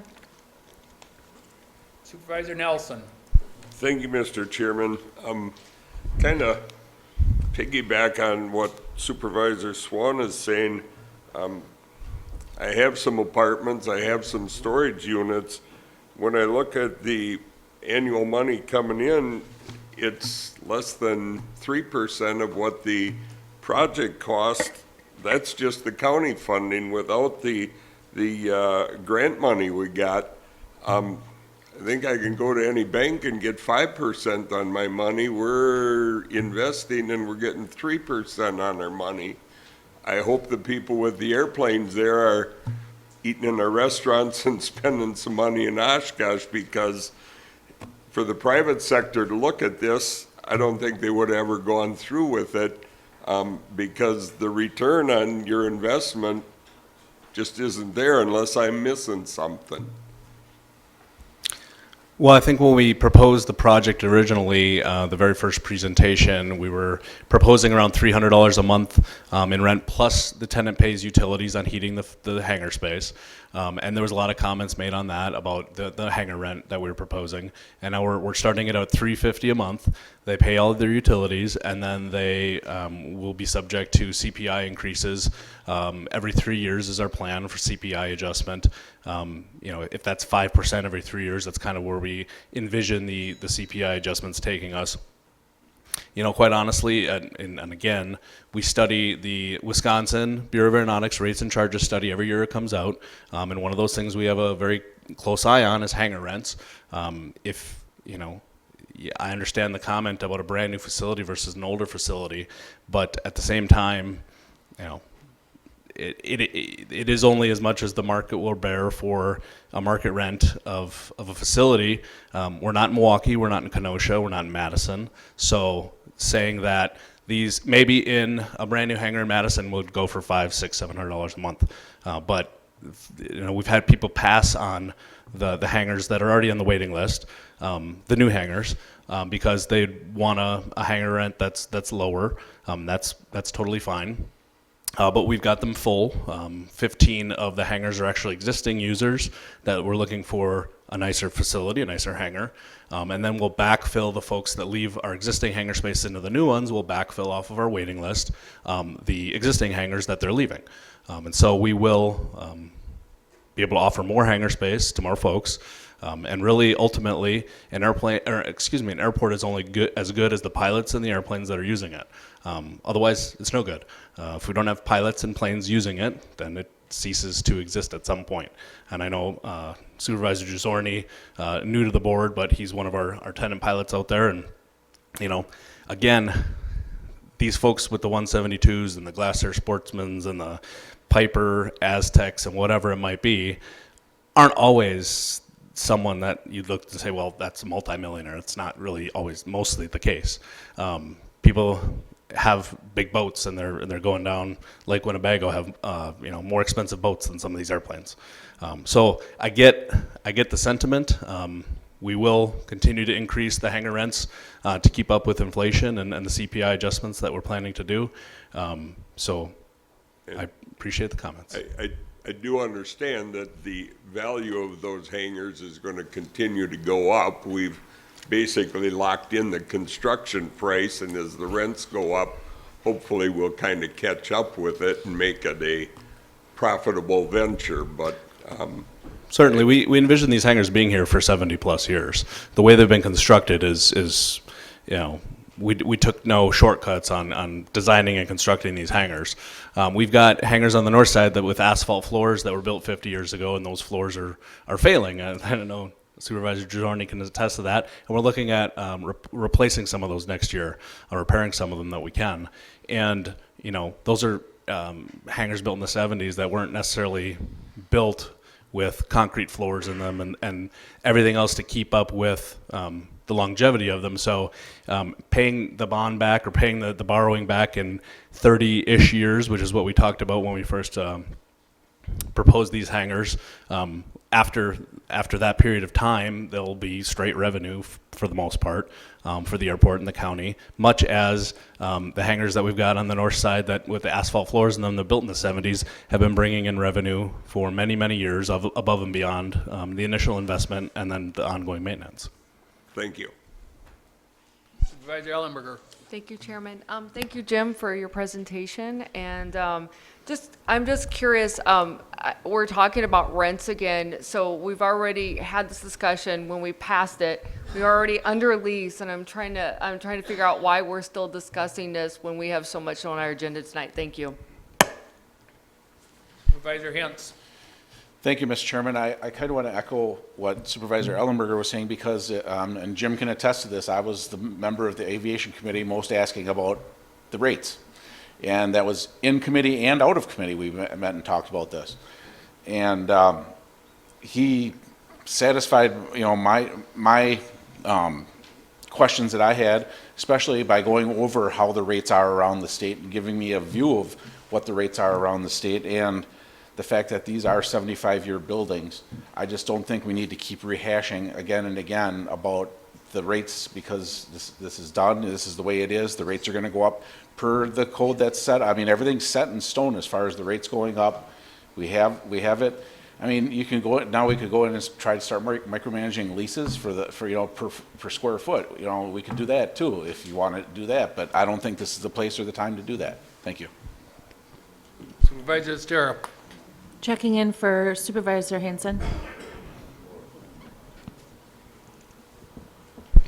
Supervisor Hanson. Thank you, Mr. Chairman. Thank you, Director Shell. Just very quick, are the leases 1 year or 3 years?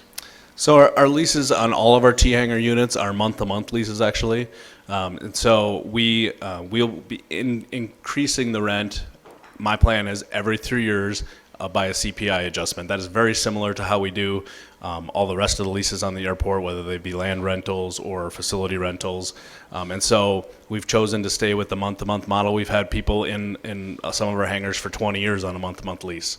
It just simply renews every 30 days unless there's a notice to cancel the lease by a 30-day notice by either party, which also gives us the flexibility if we've got a tenant who's not paying, we can get them out in fairly short order without, you know, saying, hey, you be given a 30-day notice because they've been a habitual non-payer or something like that.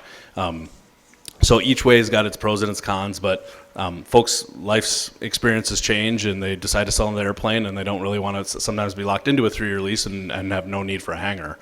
And so that is kind of the rationale behind it. We've done these month-to-month leases on our airport for T-hanger rentals for quite some time. And we've had a lot of long-term tenants that pay their bill every month and enjoy the space that they're renting. And for the most part, it works out very well.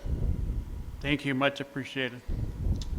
No one being on Zoom, if you want to continue on with your other presentations. All right, thank you, Mr. Chair, again. So before you tonight, as part of the County Executive's capital plan, is a request for design funding on replacement of the airport's fire station. The fire station on the field was built in 1974, and since that time, it has been operated by a joint use agreement between Winnebago County and the city of Oshkosh. Pretty well how that agreement works. And we just actually renewed it, and it goes on an annual basis. It renews every year unless we decide to break it. We renewed it in 2022. That agreement hadn't been touched since 1989, I think, when I got here. So this board approved it in 2022. Essentially, the county owns and maintains the facility. We provide we cover the operating expense of the facility itself. We own and maintain 3 what we call ARF trucks, which are aircraft rescue and firefighting, specialized firefighting trucks for fighting aircraft incidents and accidents and fires. And then the city cohabitates in the fire station with a structural unit and an ambulance typically stationed in there. And then the city provides the staffing for all of the equipment in the fire station. We've had a joint use agreement, like I said, for about 50 years with the city, and that's kind of how it's been operated since that time. Back in 2022, the city did a station study for all of their fire station across Oshkosh. One of the stations that they found in the least best condition, is that a way to good way to say it? Is Mike still here? Was our airport's fire station. Subsequently, we undertook a study in 2023 that you've heard much about tonight, which was our facility condition assessment, and it also ranked our airport fire station in the bottom 3. We did introduce this project into the CIP last year. And it was initially a 2026, 2027 project with the design request in 26, construction in 27.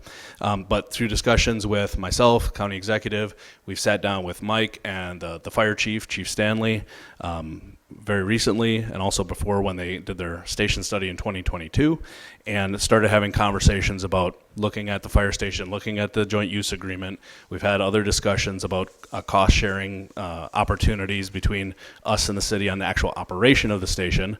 But I think we all are very cognizant of the fact that it will eventually need to be replaced.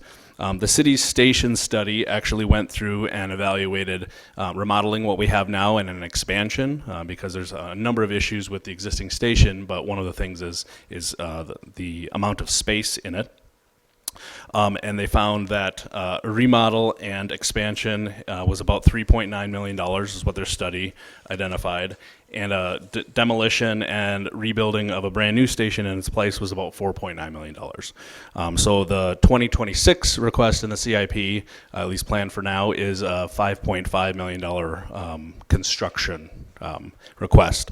And so having a $4.9 million figure come up with in 2022, fast forwarding a few more years for construction costs and inflation, that's kind of a ballpark that we've settled on for the CIP planning purposes for ultimate construction. I also will point out that we're exploring every avenue we can, as Supervisor Buck had mentioned before. We were very successful in getting a lot of grant funding at the airport, state, federal, and otherwise, and we're looking at every avenue we can for grant funding of the station. So we're hoping to soften the ask to the county board when it comes time for actual construction cost. But that does give us some time to continue to work with our federal and state partners on identifying the grant funding that could be available for it. To put it in a little bit more context, most times you see an airport fire station on commercial service airports. You do see them at GA airports, larger GA airports, general aviation airports like we are. In the state, we are one of 2 airports, general aviation airports, that has ARF, aircraft rescue and firefighting. The other being Janesville. And so primarily this is a commercial service that's offered. So when your airline lands at an airport, wherever it might be in the United States, they have our aircraft rescue and firefighting. But we are a very unique airport. In 51 weeks out of the year, we're the busiest GA airport in the state of Wisconsin. The other week, we're the busiest airport in the world. And so we've got a variety of needs, both AirVenture related and the rest of the year with our operations that we have. And one thing I'll say is that while an on-field fire station isn't a hard and fast federal requirement for us any longer, it was back in our days of air service, it is something that is an added level of safety that I think really cannot be overlooked as far as the operations we have out there year-round. You may have seen this morning Japanese Airlines accident in Tokyo. They rolled 70 fire trucks, not just all on the airport, but from so many different districts in the city to put out 2 airplanes on fire. Obviously much larger airplanes than we typically see, but that's a lot of firepower. We have 3 fire trucks on the field. And we're going to talk about replacement requests here in a minute for one of those. But it is something that when you need it now. And, if we didn't have a fire station on the field, we may be pulling from somewhere else in the city, and maybe that airplane, unfortunately, could be on fire for a prolonged period of time before they get there to put it out. That, and they're not familiar typically with the airport layout as well when you're pulling from city districts or county districts. So long-winded story short, we've got a great partnership with the city of Oshkosh. It's worked out well for many years. We're evaluating that joint use agreement to the best of our ability to get the best operating agreement going forward. And then at this point in time, we're requesting funding for the design of a new station. Happy to answer any questions. Supervisor Powers. Thank you, Mr. Chairman. Jim, what's the ratio between the number of times the fire trucks go out on the city side and head to deal with city problems, and how many times trucks come out the other end to take care of runway or airport problems? So it's probably heavily skewed towards the city calls. The great thing about aviation, it's an incredibly safe mode of transportation. So we don't have a high number of accidents, and typically speaking, during any given year, we may have 5 or 6 calls to the airfield for ARF outside of AirVenture. AirVenture timeframe, we have a number more, probably between 10 and 15 calls to the airfield just in 10-day period, just simply because we have 10,000 airplanes visit our airport in our community during that time in July. So I would say more than 90% of the calls they would respond to are out in the city, and so it's a benefit to those folks in that fire district. And then less than 10% out to the airfield is kind of the ballpark. Okay, because it seems like it's a really sweetheart deal for the city of Oshkosh if 90% of the calls are coming out of one side to deal with city problems and only 10% are for the airport. And that's quite a deal for the city of Oshkosh. Well, again, as far as we're concerned, aviation is a safe mode of transportation, and that's the reason for the low amount of calls. I'm not questioning the safety of aviation. I'm just saying we're sharing a firehouse that 90% of it is being used for the city and only 10% for the airport. I'm not suggesting that we should have bigger fires on airplanes. I'm not debating that we have safe transportation on airport. It just feels like it's more a city facility than it is a county facility for the airport. So looking at it from the number of actual calls that are gone on, you could also look at it from the amount of coverage that we do have.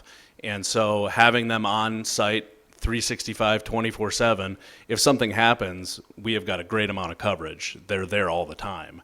And so, yes, the number of calls is much lower than what they experience out in the city, but it is a joint use agreement that we have had for many, many years. And so point is valid, point is taken, but I guess I would look at it from a coverage standpoint. We are covered 365 days out of the year. Okay, thank you. Supervisor Hintz. Thank you, Mr. Chairman. Actually, I wanted to add a question that just came to me while you were talking with Supervisor Powers. How many days a year do you have aviation or aircraft movement at our airport? 365, sometimes 363, depending on how bad a snowstorm might be. And we never know what day something might happen. Correct. Now, I'm just going to flip this on its head with something that I know about because of being on the aviation committee, but maybe you want to share a little bit of this with everybody. How were you guys rated for your response time during your crash during EAA? FAA requirement is 3 minutes to the midpoint of the furthest run. No, the one that happened this last summer, the big one. How were you rated on that? I think the people here need to hear about how well that went. Yeah, the folks that responded to the accidents we had during our venture did their job and got there as quickly as possible. The FAA standard for response time to an aircraft accident is 3 minutes to the midpoint of the furthest runway from the fire station. So, they were. We didn't time how long it took them to get down there, but during our venture, they're stationed all over the airfield with our actual fire trucks. So it's a bit different scenario, but they're there pretty quickly. Okay, and I'm just going to turn to something else that maybe you won't. I know you won't have the answer to this, but I just want to put this out there because when we took the tour, it was talked about the cancer issue, and I've talked with some firefighters that I know, and they have firefighters who've been stationed out there who've died from ALS. that work just at that station, and other firefighters who've died from cancer. And I would say, if I remember right, they were all relatively young. As far as, you know, they weren't in their late age, they were, you know, maybe just soon after retirement. So that's another thing we need to think about, because that was a safety issue that was brought up with that station. So, Right, so there were a number of shortcomings identified in the city study. One of them is health and human safety for the actual firefighters that have staffed it for many, many years now. One of the things they don't have is a separate decontamination area, so their bunker gear, their turnout gear, and all the other firefighting gear that they have is stored kind of co-located in the actual equipment bay, where typically they would have a separate decontamination area and separate storage area for that. So that's one of the shortcomings of the existing station, is they're basically you know, having all those fumes from the trucks and the chemicals that they use in close proximity to the gear that they wear every time they go on a call. So that is one of the shortcomings of the current station. There's a number of space-related concerns, facility structure-related concerns, HVAC. We've got a boiler now in the fire station that is on its last legs because it's original to the station. So we've gotten 50-plus years out of that boiler, but we're working to continue to get as much more time out of that boiler as possible. So there's a number of issues with it. and can I ask one more question, Mr. Chairman? I know I heard the bell. I didn't know if that was timing me or everything. We got 9 seconds left. Okay. Then real quickly, what's the breakdown of the cost? Because we provide the facility, we provide the vehicles, they provide the manpower, and they pay the manpower and everything else. What's the breakdown on that? So annually, outside of major capital projects, which we in my last 5 years we haven't had any major capital projects in the station. We do small capital projects to upgrade it and continue to maintain it and those sorts of things. Annually, it's about $40,000 a year, providing all the operations costs that we cover for the station itself. So that's power, light, gas, water, toilet paper, that kind of stuff. So that sort of thing. City side of it. The city staffing for just the station, I think the number they've thrown out quite frequently is over $1 million in continuous 365 per day coverage. And so if you wanted to say, okay, well, they only respond to the airport 10% of the time, then let's call it $100,000 in staffing if you wanted to use that metric of the percentage of the whole. So they've always continued to say, you know, their staffing costs are in excess of $1 million, but a lot of that, of course, is to cover city calls because of the amount of calls they get out of that station. Thank you. Supervisor Zelmer. Thank you, Mr. Chairman. Question for Jim. The aircraft rescue and firefighting truck replacement, if we did approve the replacement of it, with the current truck, could we sell that to somebody, or would we have to scrap it? That's a great question. I can move to that one if you'd like, or do that afterwards. But just to answer that question, we could sell it. I wouldn't say we'd get a ton of money for it, but it is a 1986 Oshkosh T1500. It probably does have some life in another application. Probably not on an airport, just because of a lot of the shortcomings of that truck now these days. So we would look to put it on like public surplus or whatever we can do to get as much money out of it as we can. But I don't think it should be scrapped, no. Okay, thank you. Supervisor Robinson. Thank you, Mr. Chairman. The only question I had is about the funding. So does the city of Oshkosh, out of all this money that would cost to put up a new firehouse, correct? Are they going to put anything towards that? So we have had that conversation. We just began those conversations between the county executive, the facilities team here, myself, and the fire chief, and the administration team as well. We have started floating different ideas as far as the operational cost of the station, thrown out a few things that we're kind of working through right now, so that we're not just keeping it necessarily, we're not intending to keep it the status quo necessarily that the joint use agreement has been for quite a few years, but all those things are on the table. I just don't know where those will end up when we're all said and done, but we're working to get the best agreement, joint use agreement, and financial arrangement for the station as we can. Okay, and then the station itself is on Winnebago County property, but within the city limits? Correct. Okay, thank you. Supervisor Buck. Thank you, Mr. Chairman. I'm calling in for Supervisor Hanson. Supervisor Hanson. Thank you, Mr. Chairman. Thank you again, Director Shell. Just a clarification. I'm really not interested right now as far as who's going to burden what cost as far as Oshkosh grants and in Winnebago County. I'm more interested in expediting the building done. I just want to make sure, we're talking about a complete new building or expansion of the building? So up on the slide there, this is just meant to show the overall footprint of a new building. In gray is what is existing, just to show the about 7,500 square feet of the existing station. And then the additional space, which is in red, just meant to show from the city station study the about 13,000 square foot footprint of an entirely new station. So excuse me, they have looked at an option to remodel basically what's in the gray and then add on the red, and that figure was about 3.9 million in their station study. The figure to demolish and construct an entirely new station at that approximate 13,000 square feet was 4.9 million. Thank you. Well, based on what I just heard from Supervisor Hintz, I would not be in favor of just an addition if that existing building, plus I saw it on the tour, it is old. I would hope the county executive and you go forward with absolute demolition and constructing new as fast as we can.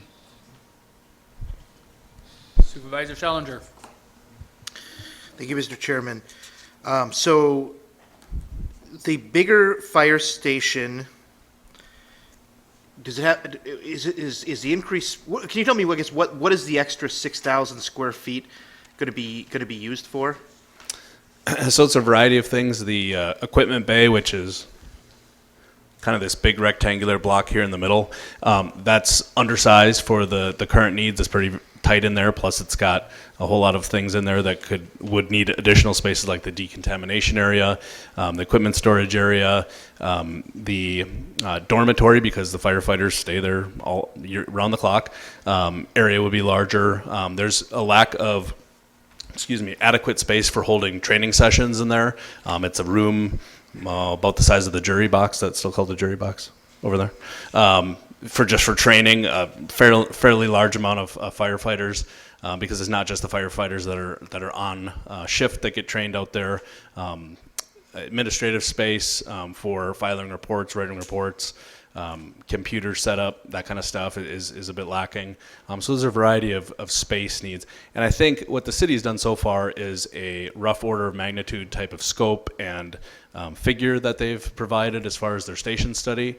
But if we were to be approved for design funding of a new station, those are the conversations that we'd be having between ourselves with the county, the executive, the administration, and the facilities team, and then also Oshkosh Fire Department to say, okay, rough order of magnitude, we've said these are the X amount of square feet that you need. We may get down to a smaller version of that when a design is actually scoped and then actually completed.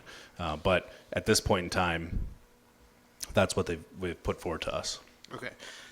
So sounds basically like a building from 50 years ago just needs to be right size, bigger, made bigger, I guess, to accommodate things, bigger trucks, better safety things.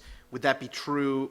Maybe you don't know this, but would that be true of like any airport or any fire station built in 1974 that it probably would need that decontamination thing, or is that unique to the airport? I think, no, it wouldn't be unique as far as the decontamination areas. I think there's a lot of things at play. One of them is modern firefighting standards for health, safety, and the actual well-being of the firefighters that are operating it.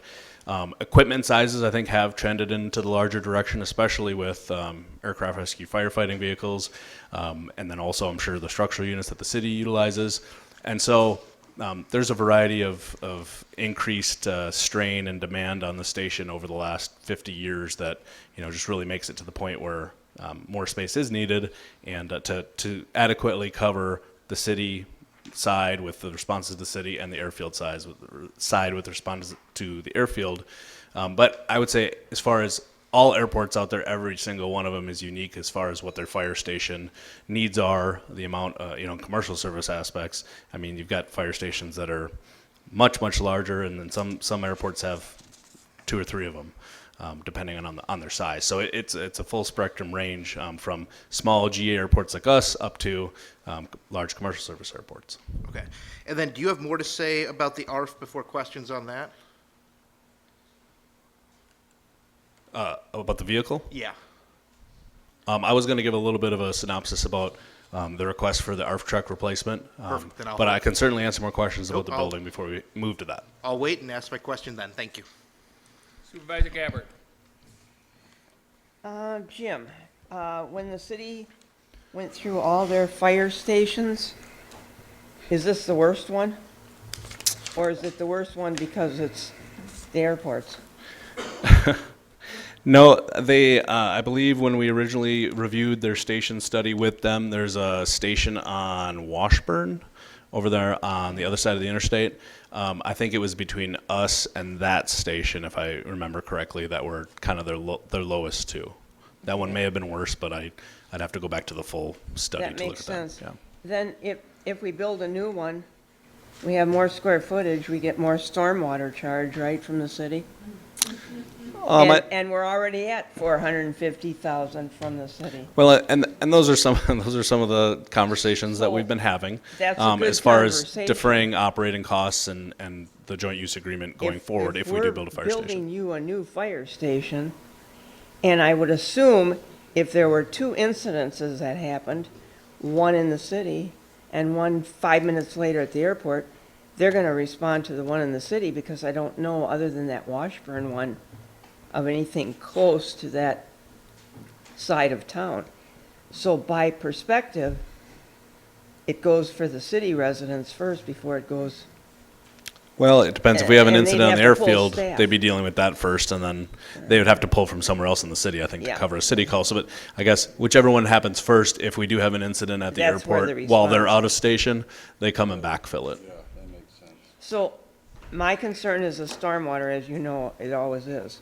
So that would be on the table for the city to kind of look at that, because we could use some more credits. Mm-hmm. And it's a funky situation.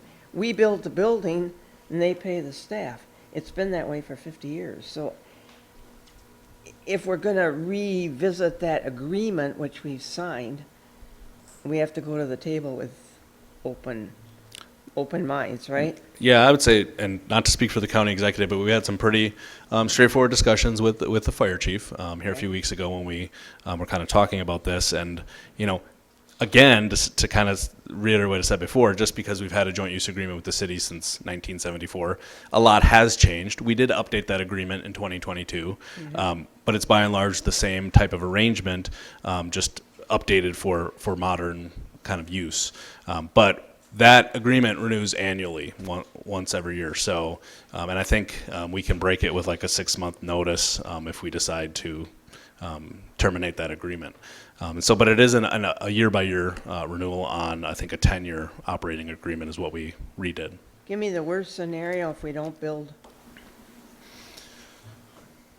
What would be the worst scenario if we don't build new? If we did not have a fire station on the airfield? Yeah. Well, I mean, you saw what happened this morning with the aircraft accident in Japan. That's a large-scale accident. I don't want to compare it to that. But I really don't want to go into the worst scenario. We saw accidents during AirVenture this year, unfortunately, and they weren't good, And so if we don't have airfield rescue and firefighting on the field, and we do have an accident, and it takes 10, 15 more minutes to get to a plane that's on fire, I think you could draw your own conclusion, but it is something that's a life safety issue big time. And liability issues that And pile yes. up. Okay. All right. Thank you. Supervisor Huron. Thank you, Mr. Chairman.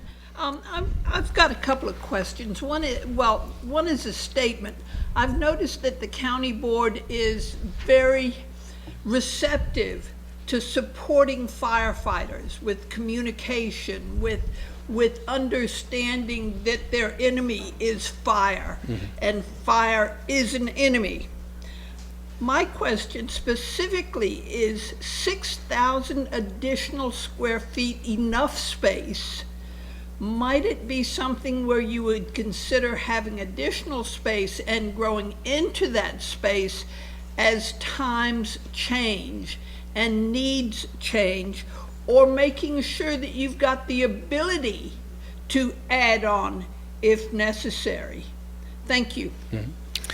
I would say, just my thoughts on the station study the city has done, that coming out with a plan for a 13,000 square foot station, I would think is plenty adequate to their operation today, and I would think they're looking at it with some foresight for the future of long-term use, not just what we need today, but what we need over the next 50 years, if you can project that far enough out. I am not a fire station expert myself, so I couldn't speak much more to it than that. But I wouldn't think they would, put too narrow of a box around what their long-term needs are when looking at all their stations, not just the airport's fire station. Supervisor Flom. Thank you, Mr. Chairman. You referenced JAL 516 this morning, and the thing is that we do get aircraft of that size that do come here during AirVenture, and just because they are very safe doesn't mean that something can't happen. And so I understand the consternation around the fact that the city gets most of the use in the neighborhoods and we don't really have as much activity on the airfield, but like what Supervisor Hinz said, there's always that potential for that to happen, and we don't want to be caught with our pants down. So I think as the technology for our firefighting equipment changes, I know the city has a decontamination chamber in one of their fire stations. I think it's the one over near the cab building. But the one thing I would say is that I think it's, as much as we may not like looking at the price tag, it's a necessary investment because the liability, as to what Supervisor Gabbert said, and the loss of life could be bad if we don't do anything. Yep, and that's a fair point. And one other thing I'll mention is that having the on-field fire station and the agreement that we have and the relationship that we have with Oshkosh Fire Department for AirVenture itself is extremely beneficial. Could we contract in services during AirVenture just to cover the aircraft rescue and firefighting? That's a possibility, but they don't have the familiarity with the event, the operations that happen. We have a myriad of airplanes that come here during that event, from the smallest aircraft out there to the largest aircraft out there, like you pointed out. And having that familiarity and that year-round training aspect as well is a huge benefit to executing that event as safely as possible, and then year-round operations. Thank you. Supervisor Burrow. Thank you, Mr. Chairman. Director, great presentation. Just a tactical question. Can you build up versus out to deal with this whole stormwater issue, or even down? Yeah, I think those are things that we can dig deeper into once the design process we're going forward. But great point. And again, we're always cognizant of our impervious surface and not increasing that if we can help it. But great point. Thank you. Supervisor Bender. I guess my concern is it's $2.5 million to remodel it, and it's $5.5 million to replace it.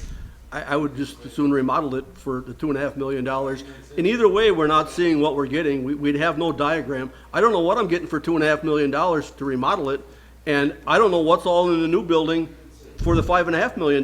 So what you're asking us to do is approve something for $5.5 million that we don't know what we're getting. It's like the tiny houses. We approved $1 million to build 6. We got 3. So we approved this for $5.5 million, and what happens when we only get 3,000 square feet because it comes in more than the budget?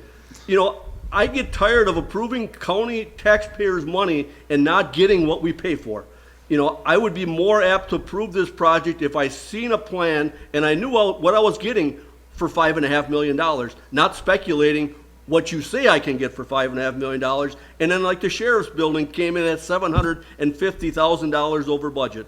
We owe that to the taxpayers to be responsible for their money, and I would like to know what the difference is between the $2.5 million remodeling versus the $5.5 million new building. But in order to do that, I have to see basically a print of both so I can make an honest decision. If it was my building, I know I would research both of them before I spent $5.5 million and tore that one down. We did that with the Uber Center. We tore it down, and then we could have used it for this, we could have used it for that. It needed a roof, and we tore it down. So hopefully we have a little bit more information on what we're actually gonna get, because once we approve the money, the county exec spends it. It doesn't matter if we get 6,000 square feet or we get 2,500. He can do that. It's all in his powers. If I may, just a couple of clarifying points. Right now, we're asking for design funding, which should be $450,000. $5.5 million is a rough order of magnitude estimate at this point in time because there is not a design completed. Once a design process starts and then eventually be completed, you would see exactly what you'd be funding for construction ask, which at this point we're anticipating in 2026. And that is that $5.5 million estimate. The diagram behind me in gray is the existing footprint. The number for remodeling and the addition, which would be in the red, is trying to show both of those things, was $3.9 million. And that, again, is a rough order of magnitude estimate based upon the study that they had commissioned. So, again, $450,000 for the design of a new facility is what is the request right now. But we don't actually know what we're getting for the remodeling either. You know, it's kind of like when we built the terminal, or the facility in right now, came in at $505.5 million, but the Bureau of Aeronautics got that for what, a little under $4 million? That came in way under budget.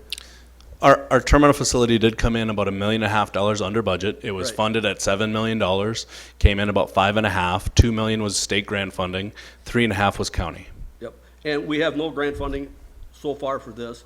And I guess I would like to know what the remodeling included.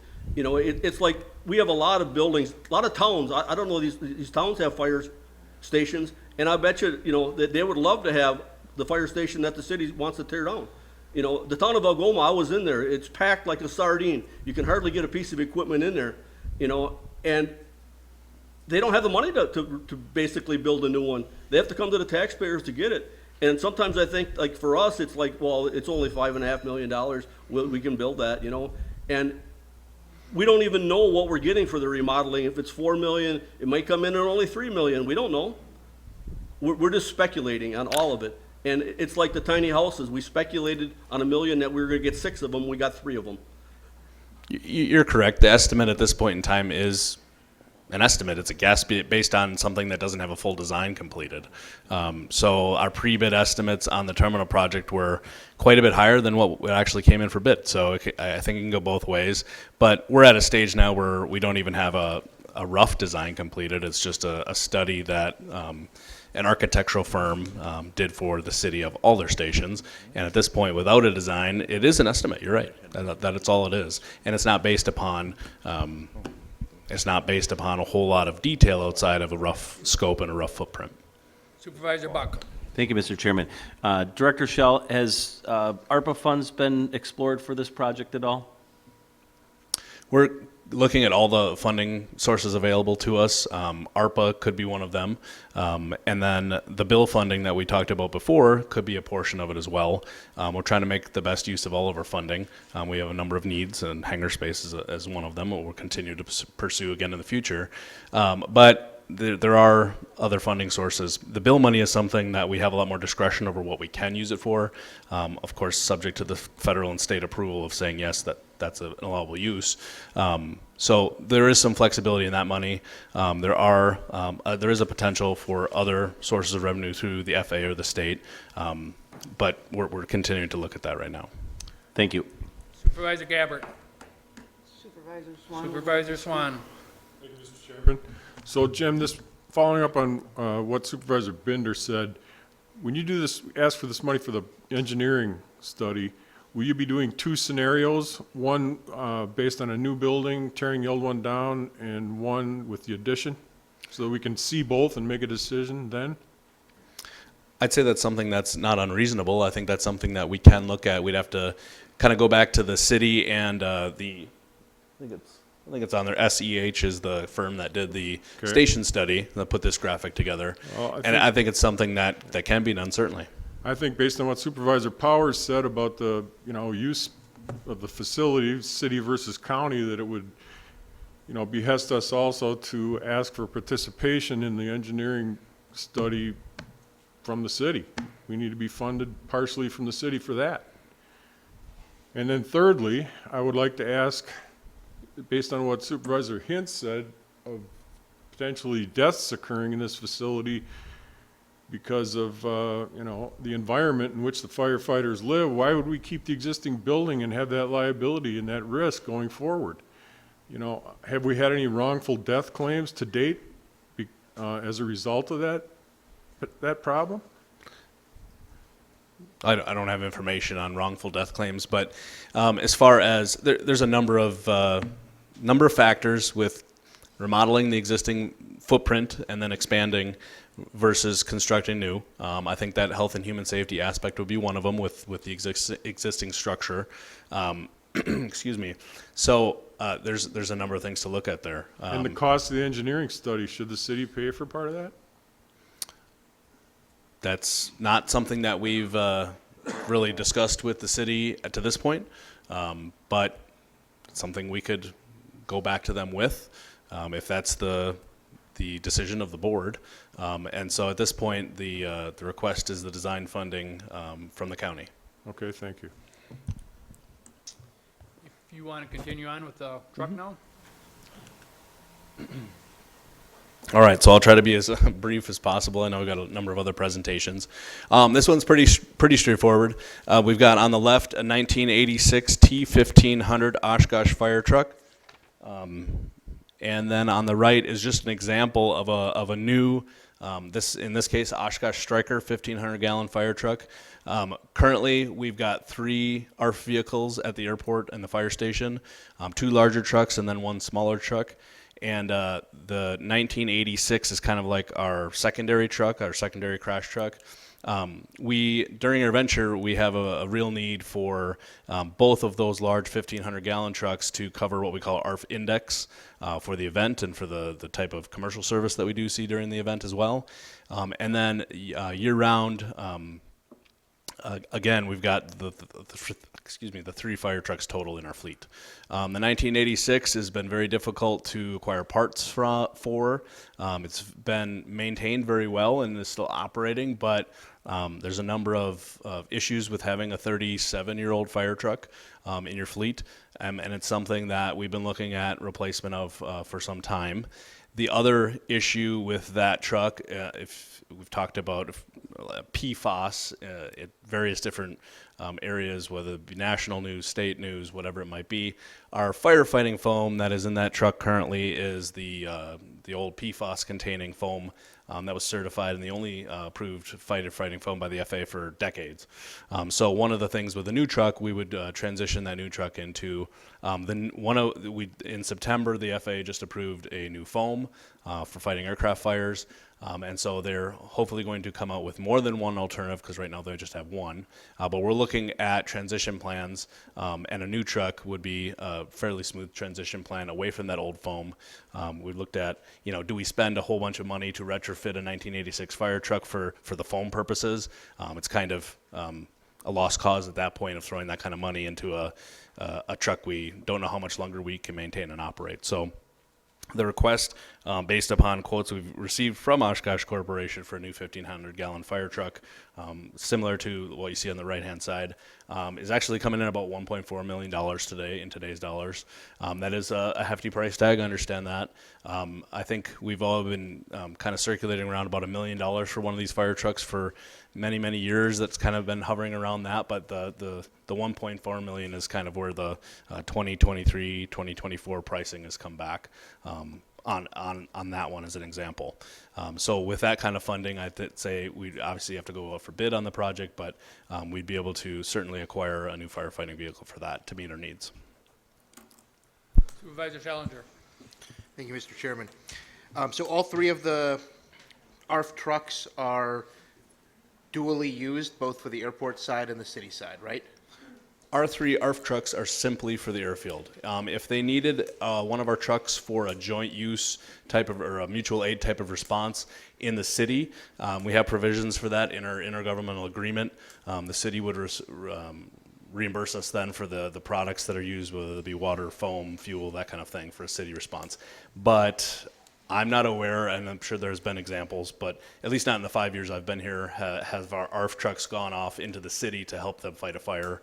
Hopefully that never has to happen, but we do have provisions in the existing agreement for that. long story short, they primarily are for the airfield. Okay, great. The three trucks, then, do we provide the maintenance on those, correct? We maintain them. We provide all their operating costs as far as fuel and foam and water and those sorts of things, and routine maintenance on the 3 ARF trucks we own. So the one on the left is one of those 3. Yep. And your crew does that in-house? The maintenance of it, yes. Okay, Mhm. perfect. Then, okay, so you said the Striker is just an example, because you'd go out to bid for it. I know one of the new Oshkosh products is the Volterra, and one of the advantages to that, you've spoken a lot about health and human safety, is that it has an electric battery for idling purposes. So when it's sitting in the station, it's not generating, it's not burning diesel or anything like that. That makes the environment less good to breathe, I guess. Have you done any research or put any thought into looking at a vehicle like that? We've had some initial conversations just surrounding that Volterra model. It's a hybrid, essentially, fire truck. There's a variety of factors associated with a truck like that, just as far as its capabilities. I think what they put out is probably a quality product, but I guess we've started to evaluate that, and that's something we'd evaluate much further for a replacement vehicle if we're approved for the funding. And so the Volterra is something that's on our radar. Again, it's a hybrid electric and fuel powered truck. Some other, I don't know if you're asking for other examples. One of the other primary manufacturers for fire trucks in the U.S. is Rosenbauer. That's a ARF truck company that a lot of airports do see those fire trucks around as well. So those are a couple of the examples. And lastly, do you know what type of vehicle is sort of in vogue for a general aviation airport like us? Because I think it was hard for me to find examples of GA airports that are purchasing a lot of larger 1,500-gallon vehicles and whatnot. I obviously don't have the industry pamphlets and whatnot that you're reading or whatnot, but do you have a sense of what direction the general aviation side of this is moving? I think some of the larger ones that see a fair amount of corporate traffic and jet traffic are going to be having trucks like the Stryker 1500, just because that's one truck fighting potential fire for thousands of gallons of jet fuel. And so it's kind of a sliding scale depending on how large of airport it is, how many jet operations typically they have. But the Stryker is certainly, I guess if you were to use the word in vogue, aircraft rescue firefighting vehicle. And I mean, you see that out there all over the country and all over the world because they're international as well. So it's certainly one of the market leaders in aircraft rescue and firefighting vehicles. Thank you. Supervisor Gabbard. 2 questions. Who puts the specs together for this bid for the Stryker? Do you put it together? Does purchasing put it together? Does Oshkosh Corp put it together? So We'd likely have an engineering firm You're put gonna it together. pay somebody to put the specs We've done this with equipment purchases in the past where we've had an engineering firm put the specs together. I don't think it would be appropriate for Oshkosh Corp to put them together if we're going to go out to bid for it. But great question, and typically folks that have expertise in acquiring these type of vehicles putting the bid package together. Okay. And the reason I'm asking that is if you put it together with a Stryker in mind, but it's going out for bid, there probably has to be an or equal, but maybe they're not or equal. Yeah. You know what I mean? Yep. Okay. And then the other thing, any funding for vehicles for the airport from BOA? So that's a little bit tougher challenge as far as the grant funding for this type of vehicle on a non-commercial service airport. The FAA handbook on funding basically doesn't have a provision for GA airports and funding fire vehicles on GA airports, unfortunately. So it is a conversation we've had real briefly with the state, the Bureau of Aeronautics, and so far they really have said it's not something that they typically would fund out of those funding sources. Okay, thank you. Supervisor Bender. just out of curiosity, I looked online and searched for used trucks like this, and you can get a truck that's 10 years old for about $700,000, which I would think would be adequate for our airport. I mean, it's 27 years newer than what you have, and it's half the money for something that we really probably are only going to use maybe during EAA. I mean, the odds that, I bet you that truck doesn't go out half a dozen times a year to actually fight a fire. So I would just think that maybe this county board should look at a used vehicle and take that extra $700,000 and put it towards some new hangars that basically we have 50 people on a waiting list.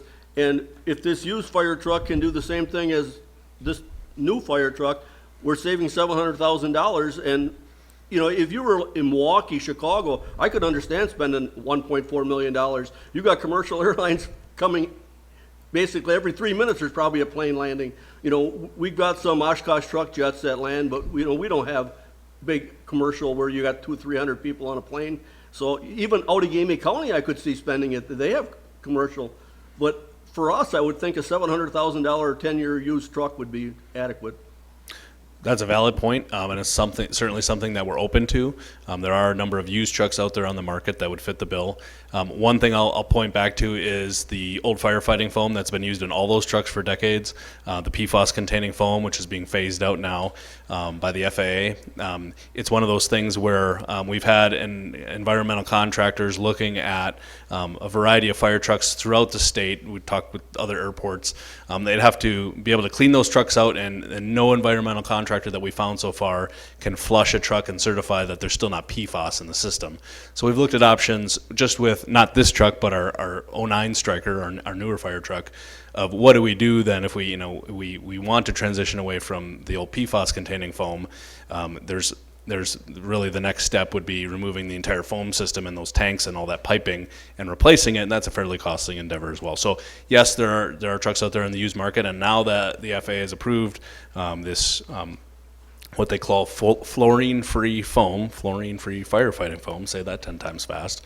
It just means it doesn't have PFAS in it. A lot of airports have been waiting to acquire new vehicles once that alternative foam was approved. And there's going to be probably a lot of used vehicles out there on the market, but then the PFAS issue has to be remedied with any of those trucks. Vice Chairman Fari. Thank you, Mr. Chairman. A follow-up on Supervisor Bender's question. How many times has this truck actually been called out during this last year for fires? This specific truck? Yes. For an actual aircraft fire, Yes. Just the accident we had during AirVenture. But again, that was the only aircraft fire on our airfield in my time here. So I can't Okay. speak to how many it's done in its lifetime. But if you look at our vehicles, even at an airport like Appleton, they may never go out to an aircraft fire. They may spend their 20, 30 years in station, and they will go for incidents, but an actual fire on an airplane is quite rare. It's in the very tenth of a percentage category, and so there's fire trucks that on airports that have never seen a fire in their Has it lifetime. been called out for any other fires? Outside of airfield? Yeah, well, outside of airplane fires. Not to my knowledge. Any buildings, none of that stuff? Yeah, not to my knowledge. Thank you. Okay, I thank you very much for the report tonight. Okay, thank you. So, next up will be the Parks Department 2024 projects with Director of Parks, Adam Briest. Well, Adam's coming up here. I want to remind you all, I should have in my chairman's report, that if you want to be paid in this pay period, make sure and have all your per diems in by noon tomorrow. They must be in by noon tomorrow, because the ones that go through them and all that won't be here afterwards. So if you want to be paid, make sure they're into the clerk's office by noon tomorrow.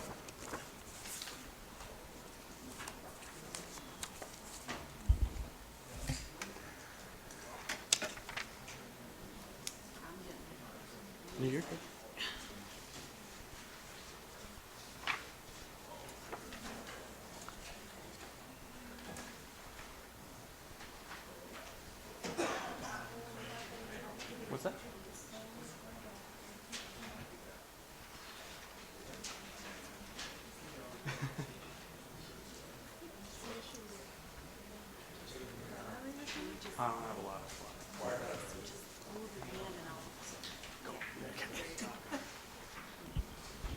All right. Yes, perfect. All right, well, we will go ahead then and get started with the 2024 Parks Department project requests. You'll notice so I'll run through all of our requests. I have a short PowerPoint, just has better pictures, a little bigger pictures, a little more pictures than the capital improvement document. And you'll notice a theme. All of our projects in here are maintenance in nature. Most of it has to do with facilities or buildings that are, aging and that we need to do some corrective maintenance efforts to that are larger in cost. So we'll go to the first slide, the first project, which is our biggest project.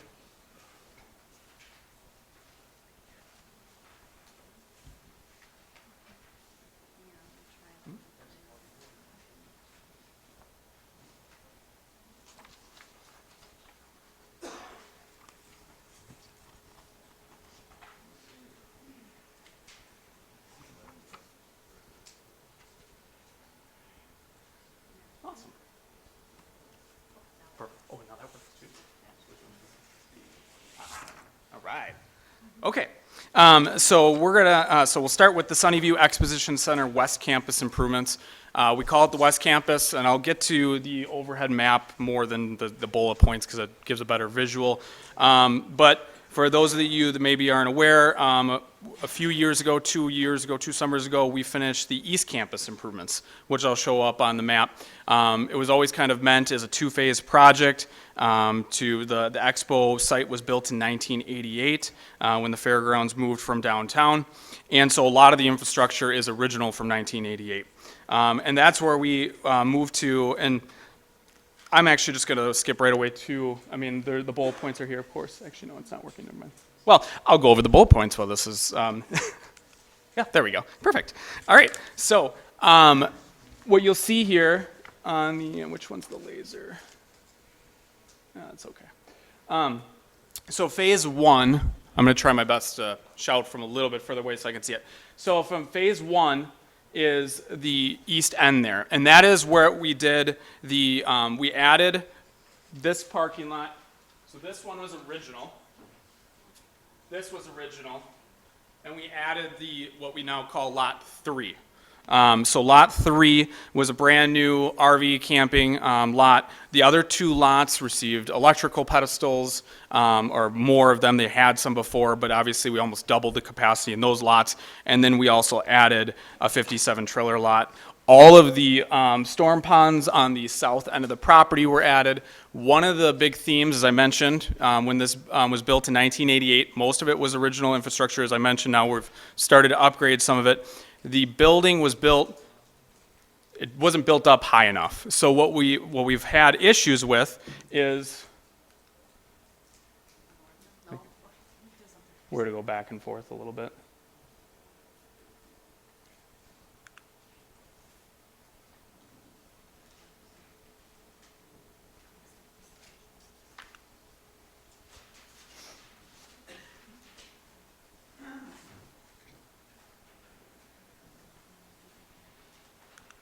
There we go. It moved. So what we've had issues with, this is actually phase 2 of the West Campus, is we've had issues with standing water. So basically the water has nowhere to go. So the ponds we actually built obviously were for the new impervious and for stormwater treatment, but it was also to store the water, because right now, if it rains or if we have issues, that's where campers park. So basically, we're moving campers all around the property. The East Campus improvements obviously improved upon that, but the West Campus is going to be our main parking lot and some of the auxiliary camping on the west side.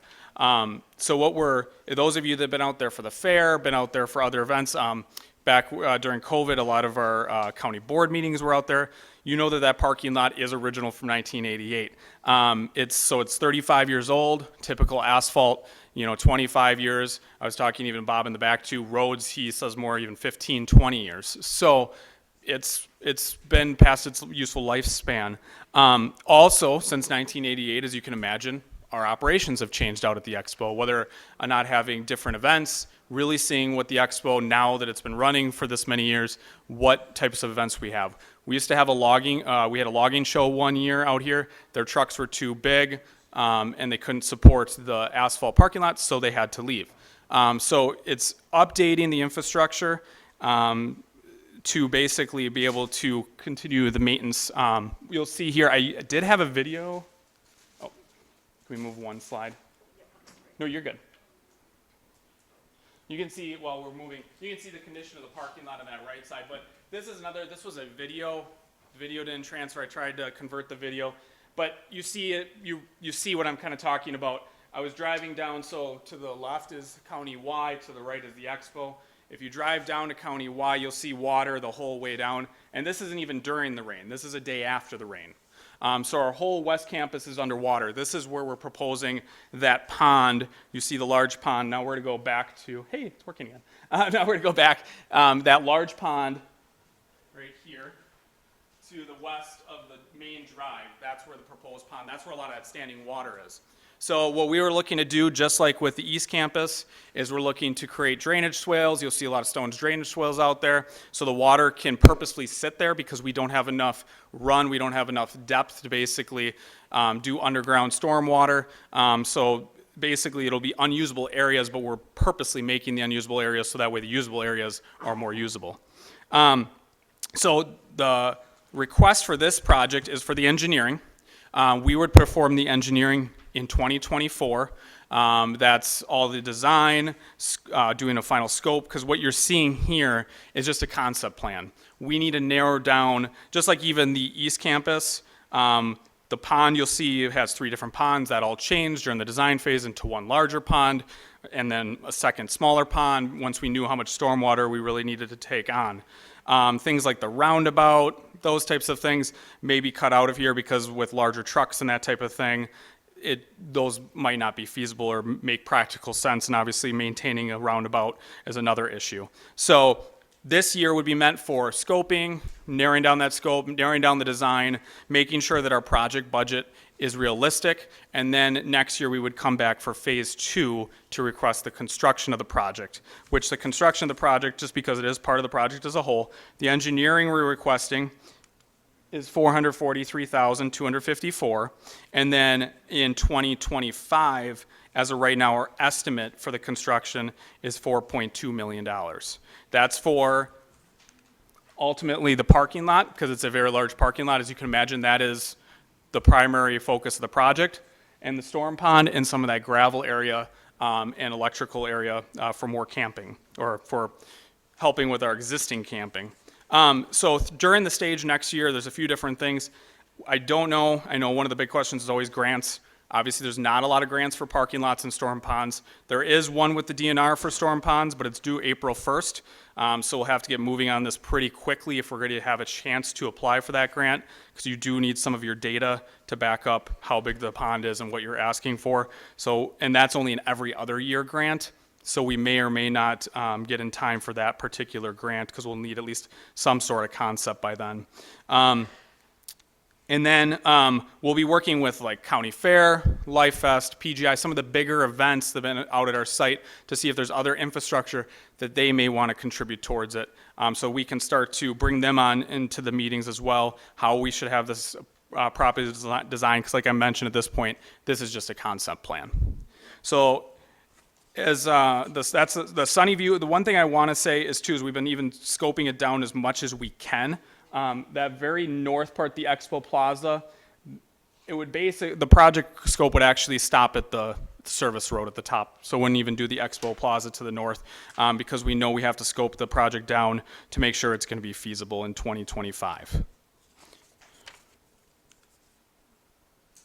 And like I was saying before, you can see, this is just the general parking lot. You can see all the we've been repairing potholes, but you can see all the spider cracks in the pavement, and that the pavement has failed, and even honestly the base underneath, and that's why we need to rip it up and start anew. Oh, my video is going to work. It didn't work before. It's not long, but you can just see where that water, it runs to Y, which it's supposed to, because then it crosses the road to the community park, to the ponds down there. But this also helps out the community park, keep in mind as well. The other ponds we put in on the other side now hold more water before it goes over to the community park, which has been notoriously wet in the past as well. So between the improvements we've done in the community park, the improvements on the East Campus, and then this improvement, this should round out the Sunnyview Expo, the East and West Campus improvements. I'm glad that worked. The next project, and I apologize, when I put the slideshow together, it jumped around a little bit in the CIP packet. So this is, I did write down the numbers real quick. This is number 39, or page 39 in your CIP packet. This is $250,000 for shelters 1, 2, and 4 repairs. And once again, pictures just do better than bullet points. What you can see with this first picture on the left side, one of the things we're looking to do is replace the asphalt all around the shelters. These shelters were built even before the Expo, so it just tells you the age. But redoing this with a concrete pad, you can see right here this white around the building.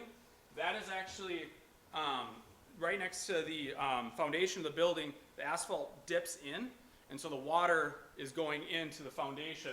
We need to rip up the asphalt and make sure it slopes away from the building to maintain, because right now the bones of the building, the block is in good shape. The facilities department replaced the roof within the last couple of years, so the bones of the buildings are in good shape, and we want to make sure they last for another 20, 30 years. So the project is scheduled to replace, this is looking from the road, this walkway in Service Road where people can pull up to drop things off with a concrete, basically a thicker concrete so you can drive on it.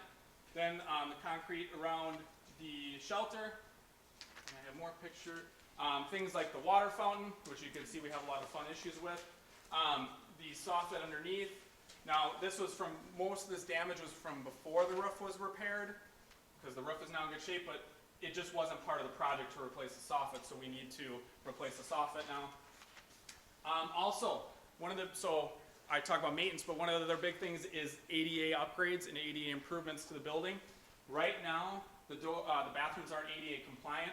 We need to widen the entry to the bathroom. We need new doors where the locks are lower so you can't lock yourself in the bathroom if you're in a wheelchair. And then we're going to get rid of the partitions so that way a wheelchair can maneuver in the bathroom. So they'll become unisex bathrooms. We'll still have 2 bathrooms, but we're going to also do the flooring in the bathrooms. As you can see, it's pretty rough, so doing epoxy flooring or a just a polished concrete there and in the kitchen. I don't have a picture of the kitchen. The kitchens are in pretty good shape other than the flooring. And then you can see there's just a few other quality of life amenities. That's one of the pads for the charcoal bin that we have out there, so just pouring a small pad there. And doing also some security camera upgrades to the shelters. Just so that way, I'm going to go back here. One thing that wasn't addressed, I didn't show a picture of it, but these metal beams, the steel is starting to rust, so sandblasting and painting the steel beams. And converting to LED lights. And then shelter 4, or so shelter 2, this is shelter 1 at the community park. Shelter 2 is same, so basically doing the same thing that we're doing here. It doesn't have a long service road, so we don't have to worry about that. But the same, it's basically an apples to apples building. And then shelter 4 is an octagonal shelter that has a wood siding that the siding needs to be replaced. We're going to put a cover ceiling underneath because we have a lot of birds that hang out in there. And so that one, much smaller shelter, doesn't need as much. So that one, of the $250,000, it's $100,000 for each shelter and then $50,000 for shelter 4.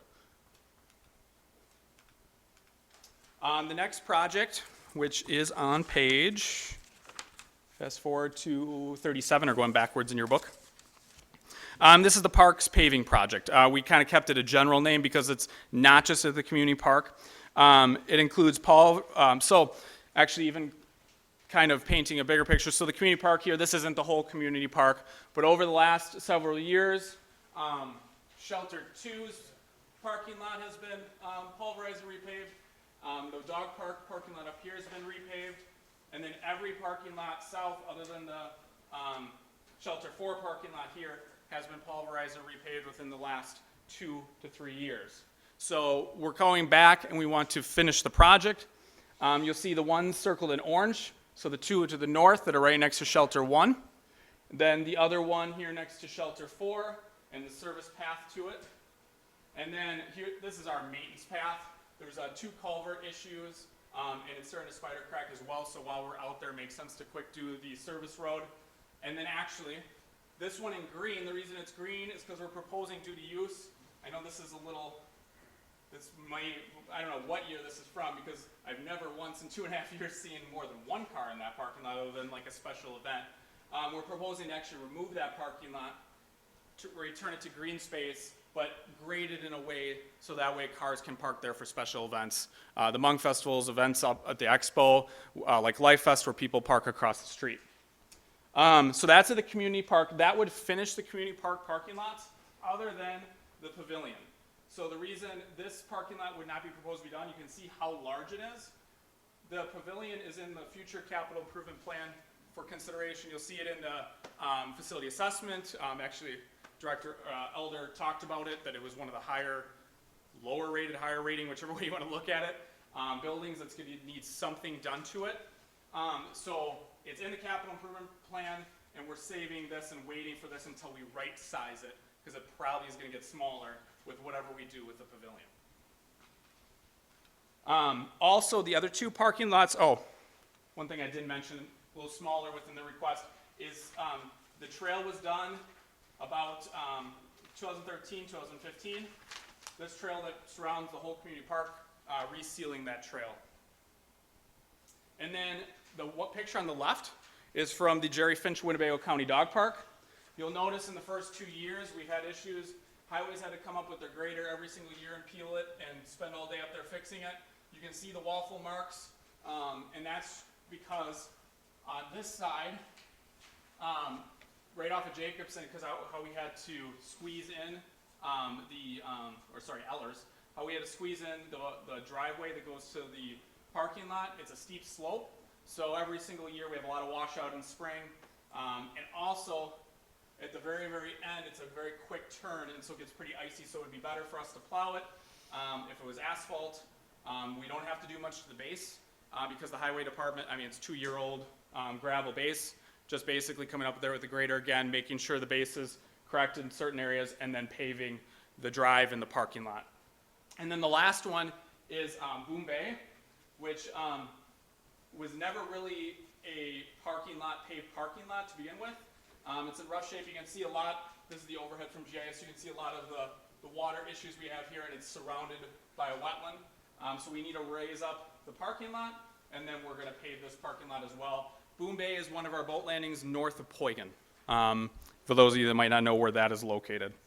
So that project for all of those parking lots and all of those fixes is the $487,000 that's being requested.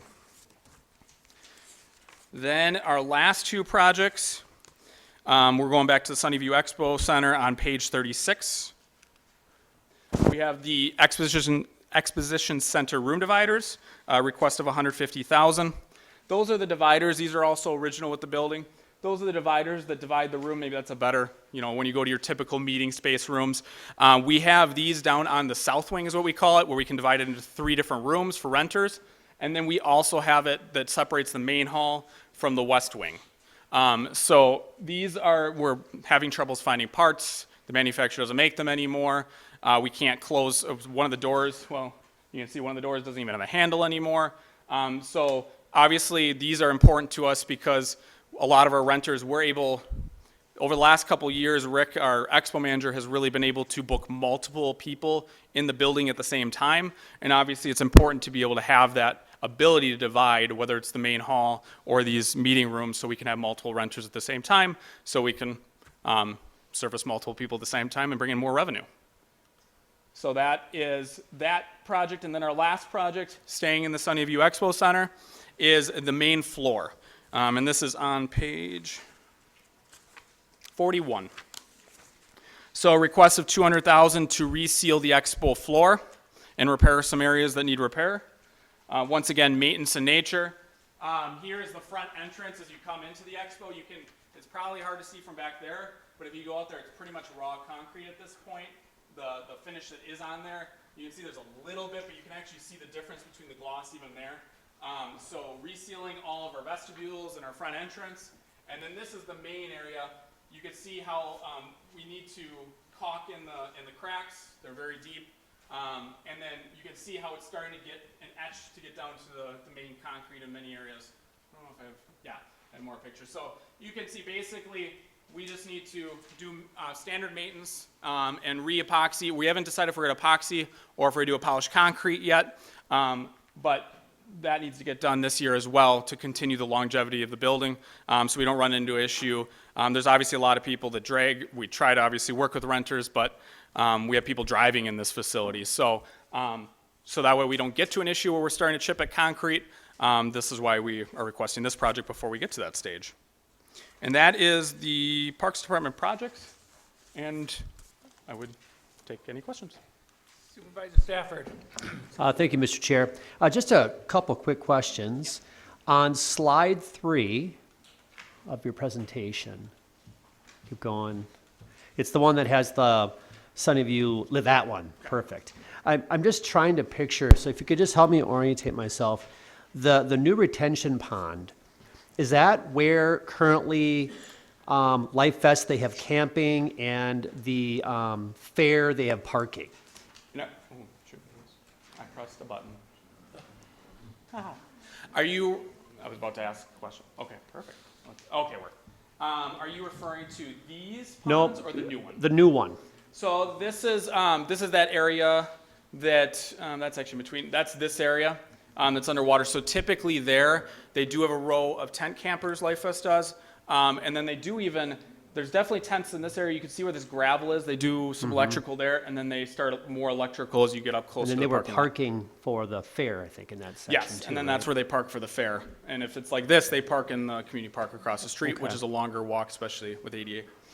Okay, and towards the top of that same slide, the access road, isn't that currently just gravel? So are you paving some of those, or are those paved? Am I just... That particular one up there is paved. Some So are that- gravel, like this one we converted actually back to gravel Okay. with the last project.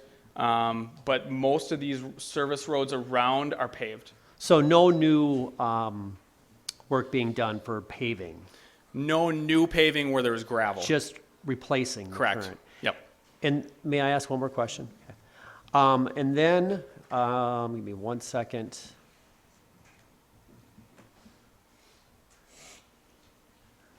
Quick question on the Jerry Finch Dog Park, which is slide 12. Just a comment more than anything else. We tried to go through there in the spring, and we couldn't get through. It was that bad. I even tried, I don't know if I should say this or not, I even tried to take our vehicle up on the incline a little bit. There's tire tracks on there. People Okay. do that all the time. All right, so I will tell you that if, we put all of this resources into this dog park, and it's a fantastic resource for, especially those who are north of Oshkosh. I will tell you that we need to do something, because we did all this work to do it, and if you can't access it, and it's really hard to park anywhere else. You can't really park on Elders. There's really no place to go. I suppose you could park at the park. Yeah, it's right next to the Friendship Bridge and Yeah, Fritzie Park. Fritzie Park, but and, that's- and the other trail that goes east and west. It's skipping my, not Loop the Lake, but it is right next to Loop the Lake. But the state trail. Oh, Waiwash. Not the No. Waiwash. It's on highway. That one. Yes, so it's a That very, one. very popular location. If you go out there, even in the winter, there's people out there. Absolutely. So all I'm going to say is that I can attest from personal use that definitely needs to be done. Thank you very much. Supervisor Zelmer. Thank you, Mr. Chairman. Adam, I see that there's a historic archway. We already have one. Vern Keenest, Oshkosh contractor, who's passed away a couple of years ago. He tore down the old fairgrounds, and he took the archway with him on his property, which is just south of the bar on the, it'd be west of 41. Anyway, I don't know, I know Vern wouldn't have gotten rid of it. The property hasn't been sold. You might want to call the Realtor just to see. We have pieces of it. Oh, So you have we pieces have the of it? metal archway. Some of the letters need to be fixed. It went on stone columns, so those would have to be obviously built brand new. But the archway, the metal piece itself, we do have. And we do have the gates. And I apologize, I don't have a render, and that would be something we'd work through the engineering process, see how much is this gonna cost? Do we need to Okay. fundraise for it? But we do have pieces of it, yes, on Okay. our site. Okay, thank you. Supervisor Gabbard. Just a couple things, Adam. When the county does a parking lot, have you had any issues with the city? You're gonna pulverize and do a new parking lot in your, hold on a minute here. Sunnyview Expo, parking lot is atrociously bad. You're gonna pulverize, resize, and pave the main lot. Have you had any issues with the city as to how you do parking lots? No. Because they're being really picky in the city. And I So- know of 2 instances where these owners thought they could do the same thing in all these drainage plans and, yeah. So we have a couple things going for us. The East Campus, we were able to get a few exceptions. For instance, the lighting is higher than it needs to be. We don't have the tree islands that typically you have to have because of how we use it and because it's a fairground. Okay. Because we have large campers and semis, honestly, pulling through the gravel lots that just wouldn't fit these islands. So what we ended up doing is working with the city, and they were great to work with. We put a lot of trees, and this isn't the final design, like I mentioned, this was the concept plan, but we ended up putting a lot of trees down the center and around the side as a compromise, so we still planted, and we planted even more trees.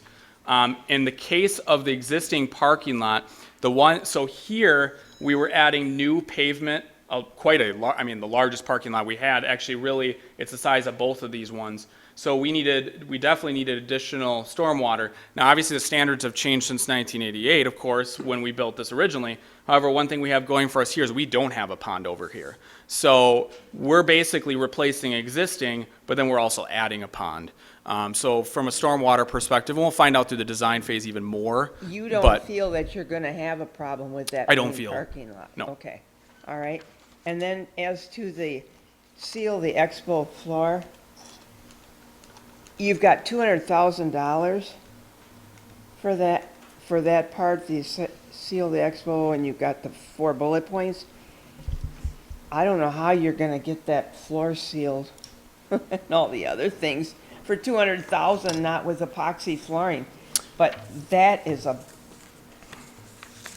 So we have an initial estimate of roughly 130,000 from 2 years ago. yeah, I doubt that'll, there's a lot of crack filling to be done, because that. And that included crack filling. Yeah, it's just an atrocious thing to walk in there, and you've got it spelled right. You walk in there and you go, wow, why hasn't this been maintained? It's definitely a first impression issue. It Not is- only, it is. obviously, maintenance is the primary issue, but we also want people to walk in and go, wow, I want to rent this facility. Yeah. I don't know. I don't know if you can get it done for that, but if you can, kudos to you. That's the only thing. Two things. I'm really worried about the parking, redoing the parking lot and the floor, but they both need help badly. Thank you. Supervisor Salander. Thank you, Mr. Chairman. For the projects at Sunnyview Expo Center, are any of these projects that are designed to designed to increase revenue or just maintain, maintain or bring up to, up to snuff the conditions? So especially the room dividers and the floor is for the most part to maintain what we're at least able to currently do. The parking lot and the larger, like I mentioned, there's sometimes where camping gets canceled and you have to move to other areas and they can't count on that capacity. So if we can count on the capacity and that when it rains, like with actually the East Campus was a good example of proof of concept, when it rains, and it did the last 2 years, we were able to still camp there and not have maintenance issues. So it's definitely going to, and like I mentioned, that logging show and some of these shows that want to use the parking lot, if we design it correctly, we could bring them back and make sure it's thick enough so that way we can have those types of vehicles and trucks on it. So that way we can continue to bring in more revenue from other events. Okay, so maybe a little of both, right? Yeah, Like, and one of we the don't do these things and people are going to start to say, well, you don't have the dividers, you don't have the, the right restrooms, the you know, when I walk in, it looks like garbage or whatever, you know, but also there's an opportunity to increase the types of attractions that we're bringing in. Yeah, and one thing I want to emphasize I did not bring up, so I'm glad you asked the question, is that when we brought up this concept plan prior to my time even, and we've been able to see the proof of concept already, is the idea was we have such a large campus, and before the East Campus improvements, basically we could only rent, let's say a horse show was renting over here. That's pretty much it. We rented the horse show. Now, because they had camping mixed in this side, so now that camping's all over here, we've done it several times now, where we've actually had a concert in the expo, and they've come in through this entrance, park in the main parking lot, while there's a horse show. We even did a gun show at the same time as a horse show. So we've been able to have multiple shows at the same time, and this is that second stage. So that way we can confidently continue to have 2 events at one time, which if we can continue that process, I'm not gonna say it's gonna double our revenue, but it's going to increase or continue to increase our revenue. Thank you. And then my last question is, with these events, certainly the county has a revenue line on it, but are most of the events that you're bringing in ones that are sort of economic stimulus or whatever you'd say, right? Like the point is to bring people in from outside the area, and the real benefit of the venue is not just what we're going to capture in our budget line, but what the greater community has. Yep. Okay. Yeah, I mean, PGI is a good example, Life Fest example, even the horse shows, they bring people from all across Wisconsin here overnight. And have you done a recent impact study about the expo center? It was in 2019. Okay, thank you. I could send it. I know that we partner with the Visitor Bureau as well on that to put those numbers together. Yeah, I'd love if you could send that Yep, to me. I'd really absolutely. appreciate it. Thank you. Thank you, Director. We have nothing on Zoom. So next up, we have the Winnebago County Highway Department capital improvement with Highway Commissioner Damel.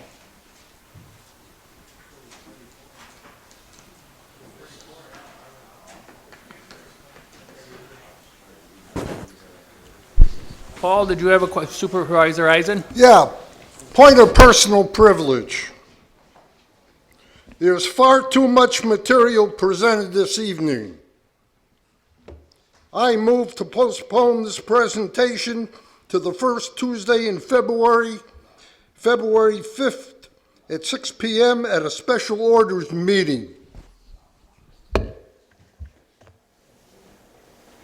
I don't hear a second, so we'll continue on.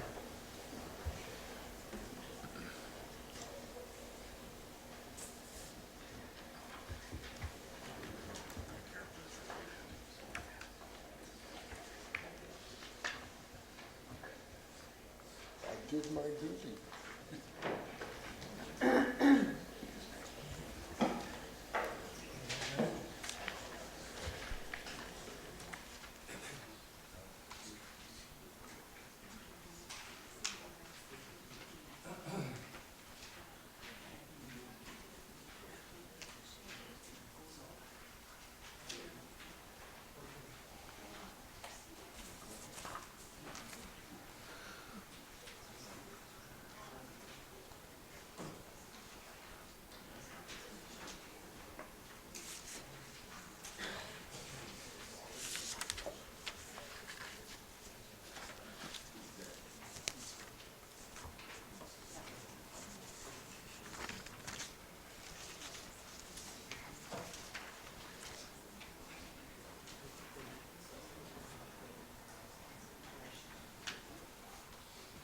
All right, good evening. Just first thing I want to start with tonight is you're going to hear a lot over the time here is PASER ratings. One thing with that is that's how we determine how the condition of our roads. So it's pavement surface evaluation ratings. That was developed by University of Madison. This rating goes from a 10 down to a 1. 10 obviously being a brand new reconstructed road. 9 getting into an overlay. So that's what we look at when we start looking at how we're going to fix our roads. Right now, from a 6 up to a 10, 80% of our roads, so we have about 220 miles, just under 220 miles of road. About 80% of our roads are from a 6 to a 10. So that goes to show you that the investment that you've put into our roads is paid off. When you go down to that 1 to a 5, you're looking at about 20% of our roads being in that condition. One thing to understand too is, you know, when you start looking at severity of winters, affects our pavement conditions. Whether we crack fill a road, chip seal a road. A road can be down in a 5 or a 6, and with a simple hot rubbering of asphalt joints or a chip seal can bring that Pazer rating back up to a 7. So it's pretty fluid when you get into these conditions. You know, when you start getting into, you know, some of these photos will show, you'll see the condition that the pavement will get, and why we're doing what we're doing here. First up, we have County Road P. That project is from AP to State Highway 47. We're finishing up on the design phase of that project. The next phase of that is going to be right-of-way acquisition. So moving forward with that project, we're requesting $600,000 for right-of-way. Because of the federal money we're receiving for that project, we cannot use that federal money to purchase right-of-way. So that has to be local money. So that's what's reflecting that $600,000 is going to be local money is used to purchase that parcels. With that project, we're looking at a 2025 construction. Like I said, there's about 95 parcels that we need little pieces of property in here. Some of them might be only a foot wide, 2 feet wide, 5 feet wide. It just depends. There's not a lot of right-of-way going to be needed. It's just these small little strips on this project. We're working with Steigerwald Land Services out of Tomahawk, Wisconsin, is the company we're working with to start that project right now, the land acquisition.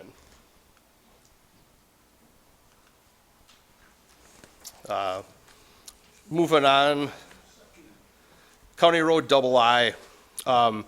If you remember, any of you here were back in 2020, we received $665,000 for the completion of that project from CB to Clayton Ave. It was just over a mile long in that section. Couple things to look at is when we pushed that project back up there, the new Neenah High School came into play in there. Part of that project up there was they had to reconstruct the new entrance to Rocket Way and to Kimberly Clark. So we didn't want to go in there and pave this and have them come rip everything up.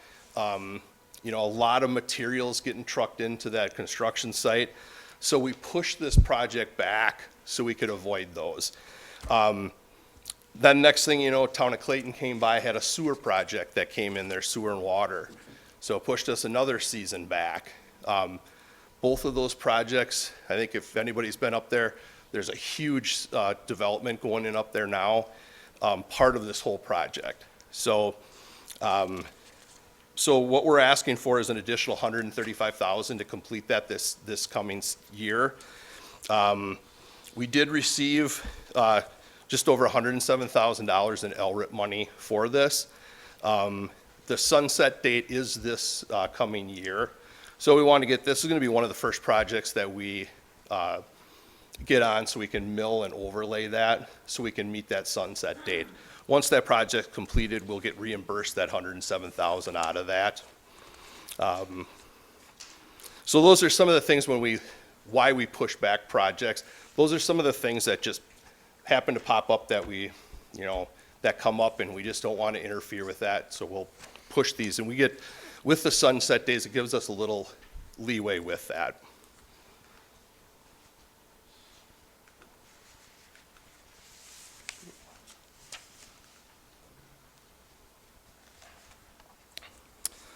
The next project we have is County Road S, from Riff Road to State Highway 116.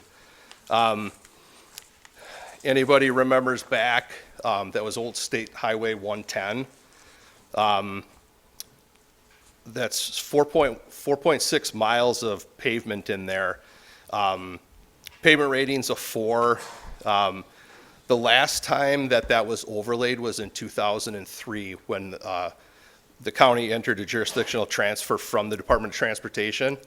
There was a mill and overlay done on that project when we took that. So, you know, that was 20 years ago. So we've got a lot of use out of that, and the heavily trafficked area through that little portion there.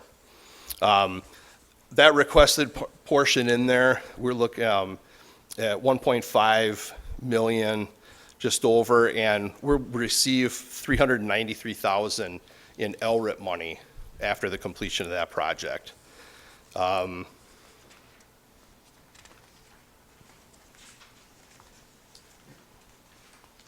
can see some of the pavement condition that's in there through that section.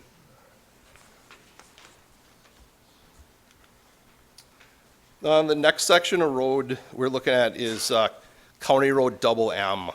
That's in the town of Winchester and town of Wolf River.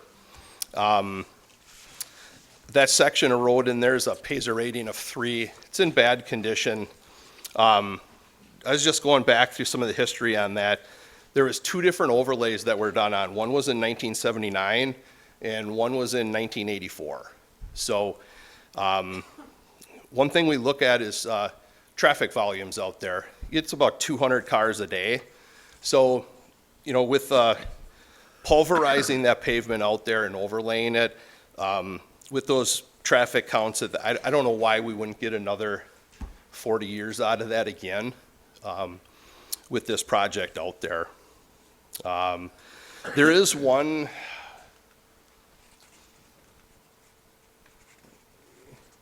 The middle picture here kind of shows a little structure here. That's where there's a box culvert in there. That box culvert's probably been in there over 100 years. It's very narrow. One thing we want to do with that is replace that box in there. You can see by the cattails on both sides of that. All we can tell is it's more of an equalizer pipe in there. There's no flow whatsoever in there. It's very stagnant water in there. But like I said, it's over 100 years old, and it's very narrow. We'd like at least to get that as wide as that pavement out there, a little more definitely safer travel. And you can see by I think there's about a 4-inch pipe railing on that. That's, you know, it's in bad shape too. So that project is just under 1.7 million. We're looking to pulverize and replace that entire section in there. We did apply for some LRIP money, $444,000 will get refunded after the completion of that project. This is right up there on that Poigan where the Parks Department mentioned about the boom bay. The one nice thing is we can coordinate together with the parks with this. It's just one less mobilization fee we have to pave. While we're gonna be up there, we can pulverize that parking lot right when we're there. So when you start looking at mobilization fees, could be anywhere from $1,500 to $2,500 just to mobilize. So as long as we're up there, we can work with the Parks Department to complete a project up there. So it's a win-win for both departments up there for this project. You can see pavement conditions up there. When you start seeing the rutting in the wheel tracks, that's where you start looking at the subbase is in bad shape. So that's why we're looking at pulverize and pave in that area. Next road we have is up in Wolf River, County Road Double H. That runs from AH to the west to the county line. It's a 1 mile section in there.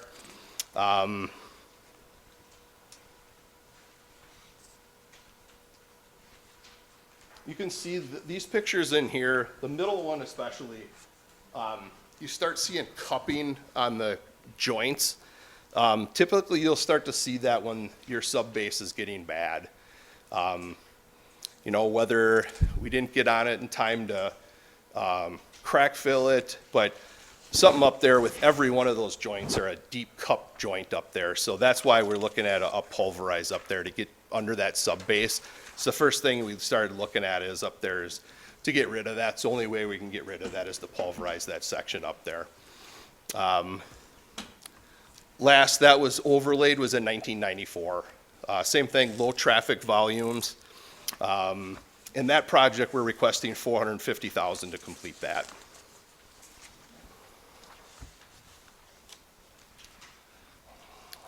Last thing I have, I don't know if anybody's noticed that we're starting to see more concrete on our roadways. Over the past 25 years, we've got roughly, went out and kind of roughly measured these. We've got about 12 miles of concrete road. Doesn't seem like much, but when you start looking at these are all 4 lanes. So when you start looking at that 12 miles, it gets to 48 miles because it's 4 lanes in those sections. When you start looking at County Road A, County Road AA, AA, when you come off from Libby Street, on right on that Harrison Street where it cuts off, that little section in there is AA, so we still maintain that. You have County Road AP, CBE, there's a section of K in there too, but we're probably gonna be looking at a jurisdictional transfer to the city of Oshkosh in there. But in those sections there's about 100 panels that have failed in those areas. So here's on A, there's AA. Here's another one at AA by the railroad tracks. AP, anybody that's up there, this is coming up to 10. This section, or 47, I should say. This section in here is absolutely horrible. We've, between the state work that was done up there, a lot of utility bores under this area. This section of roadway is just taking a beating up there.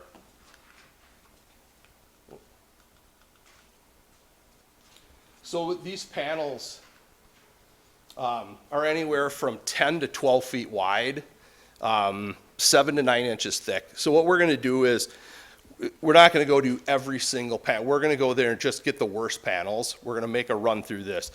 One thing is to take individual roads. What we've been doing is just taking it out of our routine maintenance, our county maintenance fund. The concrete repairs right now are very expensive. And by making a program with this $300,000 that we're requesting this first year, between the first year and the second year, we're gonna have significant, there's over 100 panels that we're gonna look at replacing these. And then I see by the 3rd or 4th year, we could probably back this off. And at least if we get anywhere from 100 to 150,000 maybe a year, just to keep up on these panels, so we don't come in there and we're not replacing, hundreds of feet at a time. This way, our crews, we can go out there, we can manage what we can, knock out and replace, instead of going in there and taking huge projects with this. Like I said, we're requesting $300,000 for these repairs, and like I said, it's about over 100 panels that we're looking to replace on these sections of road. So, any questions? Supervisor Gordon. LRIP stand for? So, Local Road Improvement Program. Okay. So that's It was like on every yeah. page, and I'm like, I have no idea what this acronym means. So the LRIP, there's all different kinds of funding with that, but yes, that is a local road improvement program. Thank you. Yep. Supervisor Stafford. Thank you, Mr. Chair, and thank you very much for the presentation. So I'm just clarifying for the concrete repairs. Yep. The 300,000 gets us 100 panels? So what we're gonna do, it all depends on, some of these panels are, like I said, 10 feet wide, 12 feet wide. What we're gonna look at is instead of, I mean, if it's a half a panel, we're gonna remove half a panel. We're not gonna take out the whole panel for that. We're gonna try to get the worst of what we can get. Some of those panels in there, I mean, they're bad. We wanna get the worst of them this first round. We're gonna go through and we're just gonna rate every road and then get the worst panels. And then from there, the next year, we'll go back at it and get the second worst panels that we can get. Oh, okay. And then who made the decision to use concrete for these roads? Was that the These county? were, a lot of these are in those, you know, they were rural roads, and then they were projects that came up to go urban. Most of them are within city limits, close to city proximity. They've got storm sewer, curb and gutter. It was just proximity of those projects, or in local municipalities. But the cities won't be chipping in on these? No, these are, yeah, These they're are the our- counties to bear? It's our jurisdiction, correct. Okay, all right, thank you. Yep. Supervisor Gabbard. And also for Swan, when I get done, please.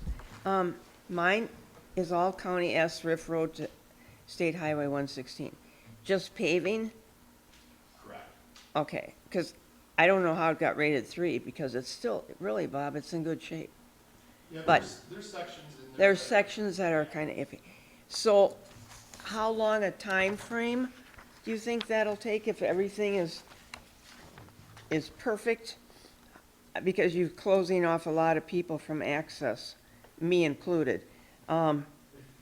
So are you gonna do like one side at a time? So it'll be under traffic. Okay. So typically what we do is we'll mill one side of the road. Yep. Typically, the mills we get are an 8-foot mill. There's 2 passes. So they'll take the center line each direction, and then there's a small little portion they'll take off. We'll do that all under traffic with flagging operations. Okay. So are you thinking a couple weeks that road will be, Well. if everything's 4 perfect? miles, so yeah, I mean, by the time we get through with everything, yeah, we'll have some shouldering work in there. There's some bypass lanes. Okay, So yeah. okay. And then, you're getting some money for that, right? You're getting some LRP money? Okay. And time frame for that one? Is it first on your schedule, middle of your schedule, end of your? We haven't really decided. No time frame? Double I is gonna be our first one, is because of that sunset date. Okay. So we're gonna try to get that one underway in May. Okay, So what we'd like to do is try to get a hold of a contractor to get the mill lined up for that. Okay. So that's what we're working on now. okay. That's all I had, thank you. Thank you, Mr. Chairman. Bob, on this County PP, is it? County P and Midway Road, Yeah. 600,000 to acquire property? Correct. And what will you be acquiring there exactly, So along that section of road, right? all we need is, they're gonna be anywhere from a foot wide, the Okay, whole entire length of a property, okay, to 2 feet, some of them might be 5 feet. All it is gonna be is basically, it's open ditch now, but it's Okay. gonna be a 3-lane right, with the middle turn, left designated turn lane, but, and okay. then sidewalks. The takings you have there, though, are those partial takings of land only, or is it gonna include building improvements in some cases? All land. It's all land? No, yeah. Who made the estimate on the 600,000? Was it based on your discussions with Steigerwald? Steigerwald? The design engineer. Design engineer made it? Do you already have the parcels laid out in an engineering plan? Yeah, the plots have been filed and Have you began the process of acquiring the properties from the owners yet? they are starting that right now. Are they making jurisdictional offers for those properties then, or what? I don't know exactly where they are at that point. I don't Okay. think there's a lot of notification that starts. Yep. Meeting with the people Yep. first. Yep, I'm not exactly sure. I haven't talked to them just before Christmas, so I don't know where they're at. okay, so With they're that. small partial takings of land only, you're in the process, you're pretty confident with this 600 that that's going to be enough to take care of this? I would I'm hoping, yes. Okay, because Yeah. sometimes with these condemnations, you know, it can be, That's why with the only being small little pieces, that they were confident that, you know, that would be enough money in there for that. okay, is it going to cut off access or limit any access to the parcel owners? No, nope. Okay, that's good. All right, thank you. Yep. Supervisor Buck. Thank you, Mr. Chairman, and thank you, Bob, for your presentation. We heard earlier Director Shell talk about some grants that the Aviation Department was able to get, direct grants, and we also heard about some formula funding. Since November of 2023, the state of Wisconsin has received $3.4 billion in direct formula funding for roads, bridges, roadway safety, et cetera. What portion of that has Winnebago County gotten? So we received, on the County Road P project, we received 2.7, just over 2.7 million from bill money for that. The rest of the funding is all LRIP, state money that we've received. So the bill money was just, like I said, it was roughly 2.7 million. Okay, that's a good chunk. Also, 4 to 5 grants were awarded in the state of Wisconsin through RAISE from $5 to $13 million. Do you feel like your department has the capacity to go after those grants? I mean, I want this money to come back to Winnebago County. It's all our federal taxpayer dollars. So what are we doing in Winnebago County to make sure that we're getting our hands on those federal bipartisan infrastructure dollars? I mean, like anything, I mean, it's a task. I mean, just to get through our daily work that we have to go after that money. Yeah, there's definitely, you know, anytime we can go after, we try. Okay, I would just make a statement that most of us in this room weren't alive when the interstate highway system was paid for, and this is a once-in-a-generation opportunity that this county will have for going after that kind of money, and just, I would hope that we would be proactive in this approach. Thank you, Bob. Right. Supervisor Wise. Thank you, Mr. Chairman. Bob, just clarify something for me. I'm kind of new to this. I'm looking at AP. AP is terrible. I used to drive that every day, and A is not much. I see that big time cross member there. On concrete roads, I noticed that on 441 going, would it be west, probably farther down the 441 by College, they had problems with it looked like the road was cracking between those joints, between the spans, I don't know, 10 foot or so. And what they were doing was taking out like a keyhole out of that, fixing it overnight and driving on it the next morning. So they're using something synthetic in the concrete. I don't know what it is, but it was for a long time, for about a year, it was just kind of humped every time you hit one of those joints. And I thought, okay, this is really bad. It's worse. Well, they came through and they ground it all down. They took off, I don't know, 1/8 of an inch off of everything and ground it. It's absolutely flat. You can go to the steering wheel now and go through there.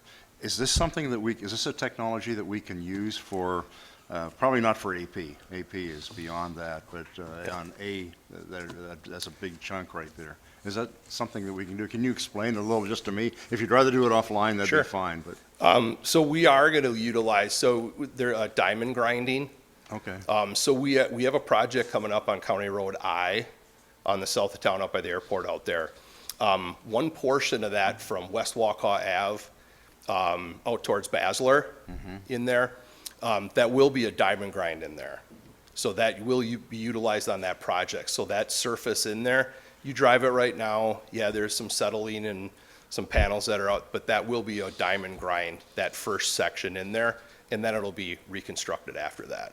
Okay. So it's expensive and only utilized in certain areas like that, but we will be using that on that I section. Yeah. It seems like they were able to do it in one night.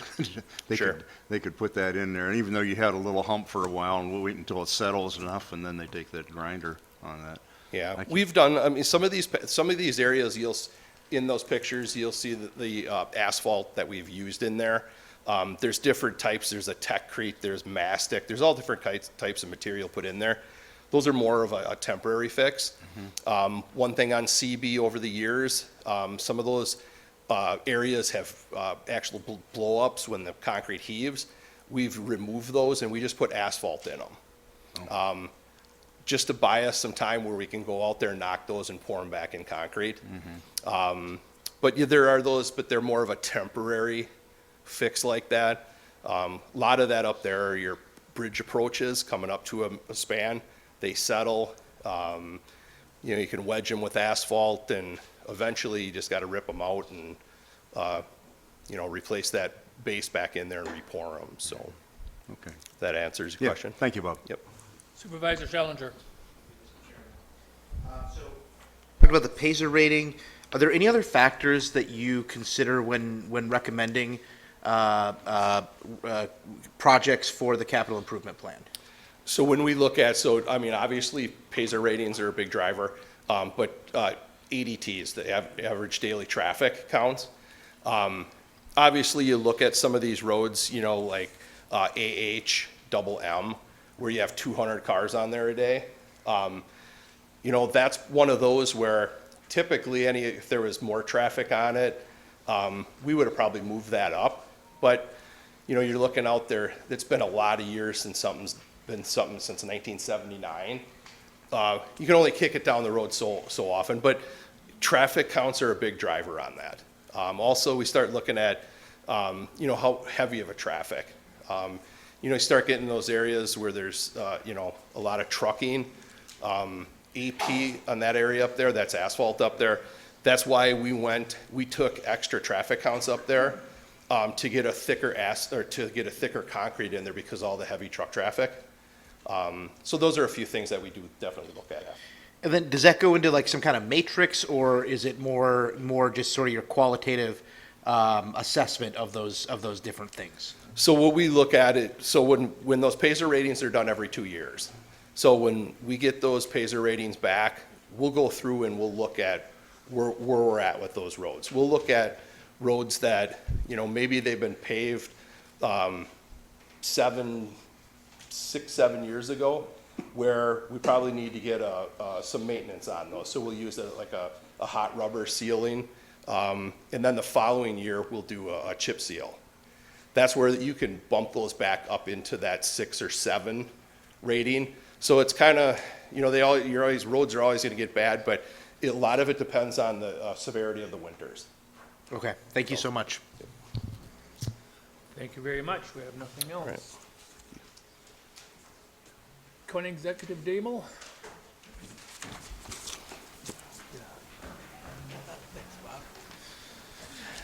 Hello. Mine's going to be very quick.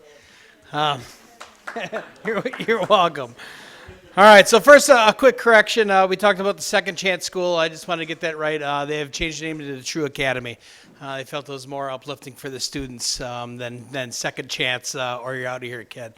So I just want to let you know that. It's very important in the capital plan that we keep it around $10 million every year. I didn't find any rule in the code that tells us that, but that's pretty much what Baird recommends that we do to make sure that our levy remains flat. So to do that going forward, we have some bubbles coming up that we saw for the facility condition assessment. I just want to remind you that if there are years where maybe we need a little bit more than $10 million, that does not mean we have to bond for $10 million. There's a reason I've kind of been holding a little bit on the spirit funds, because there's going to be some use of that to make sure that we flatten this out, that we don't give our taxpayers a spike. So we need to be very cognitive of that. With that, Director Elder will be bringing forward, with my approval, a spirit fund ask for master plan use to help us better understand what our space needs and uses are throughout the county and where efficiencies can be found. For instance, we talked about facilities being over by the airport, where it actually, most of their maintenance is done on the north side of town. We spend usually, we figured about 8 hours a day just driving to where we have to go. That's a full position that we have just because of how we're situated. So we want to look at that. Future years 27 and 28, 2027, 2028 and beyond can see some additional resources needed. As you saw in the facility condition assessment, we have Parkview and the Sheriff's Office. It looks like they're both coming to do at the same time. Does not mean we have to put them all in 1 year, but we need to plan on how we smooth that out, prioritize which one comes first, which one would go second, and how we kind of I guess, split this up so we can smooth that out the best way we can. These are the things that we're working on now, long range, to make sure that we don't have a giant bump. In the facility condition assessment, if you saw, I think it was 2028, had a $17 million bubble. I'm going to remind you that does not include the $5 million that we do for road work every year. So we have some work to do and how to move some things up. One thing that was important this year is any project that ran over last year, we made sure it got into the CIP this year, so we weren't passing a $10 million CIP and then coming for an additional $2 million in funds, making it $12 million. I wanted to make sure that we're sticking to that $10 million mark as best we can. I also wanted to make sure that there is appendix in the capital improvement plan, which you'll find near the end, which shows that we also additionally had $4.4 million in our budget that we passed under capital outlay. That also bought some equipment. So we do invest more than just this $10 million a year in our county. I wanted you to be aware of that. We did do a very deep review of our highway maintenance schedule. Bob, you're doing some great work out there, you and your crew. We have determined that we are doing an appropriate amount of roads every year to keep up. So we're not falling behind. We're keeping up really well. And I think that was a testament to Bob saying that 80% of our roads are in a PASER rating that's 6 and above, you said? Right. So the kudos to our highway department that are doing a good job making sure they're keeping up with all the roads that we have. I'm really proud of that work. The other thing that I thought was unique this year that we started, we kind of talked about all these little concrete spots.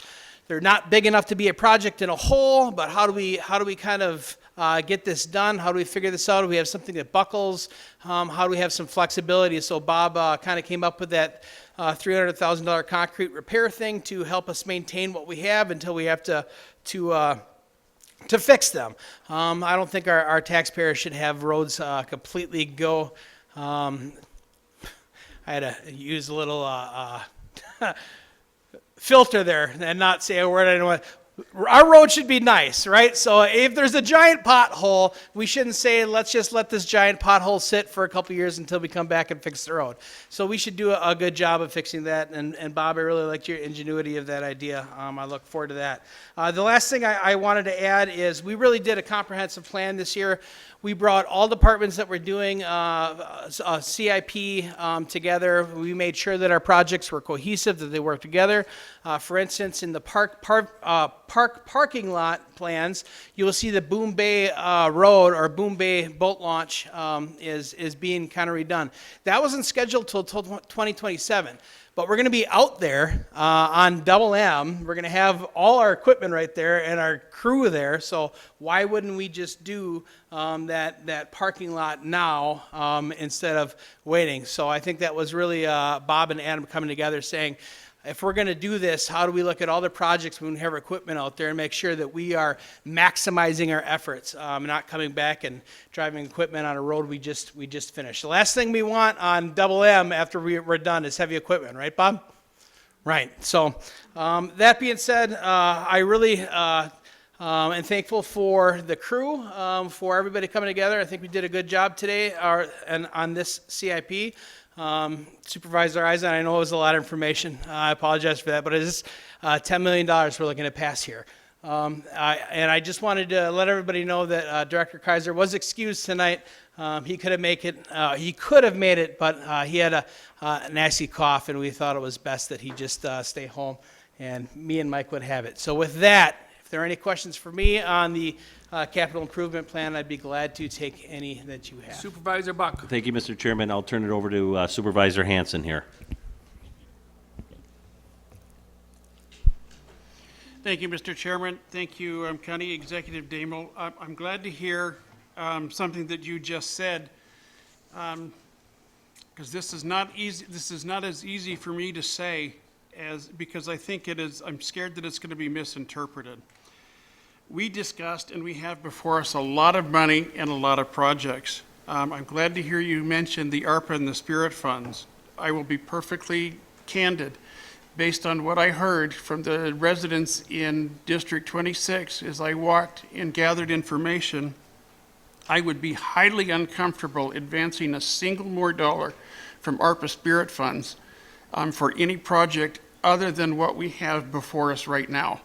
I don't think that that is prudent. I don't think that that's wise, and I think that that needs to be a serious discussion on not advancing anything else when we have, what, $15 to $21 million, depending on interest in the bank. I think that would be the more responsible thing to do. Thank you. Vice Chairman Farray. Thank you, Mr. Chairman, and thank you for your presentation there. Within my notes, the first thing I address is ARPA is not being applied to any of the county bonding for these projects at this time. Now, as I go through it, you start with 10 million for this year.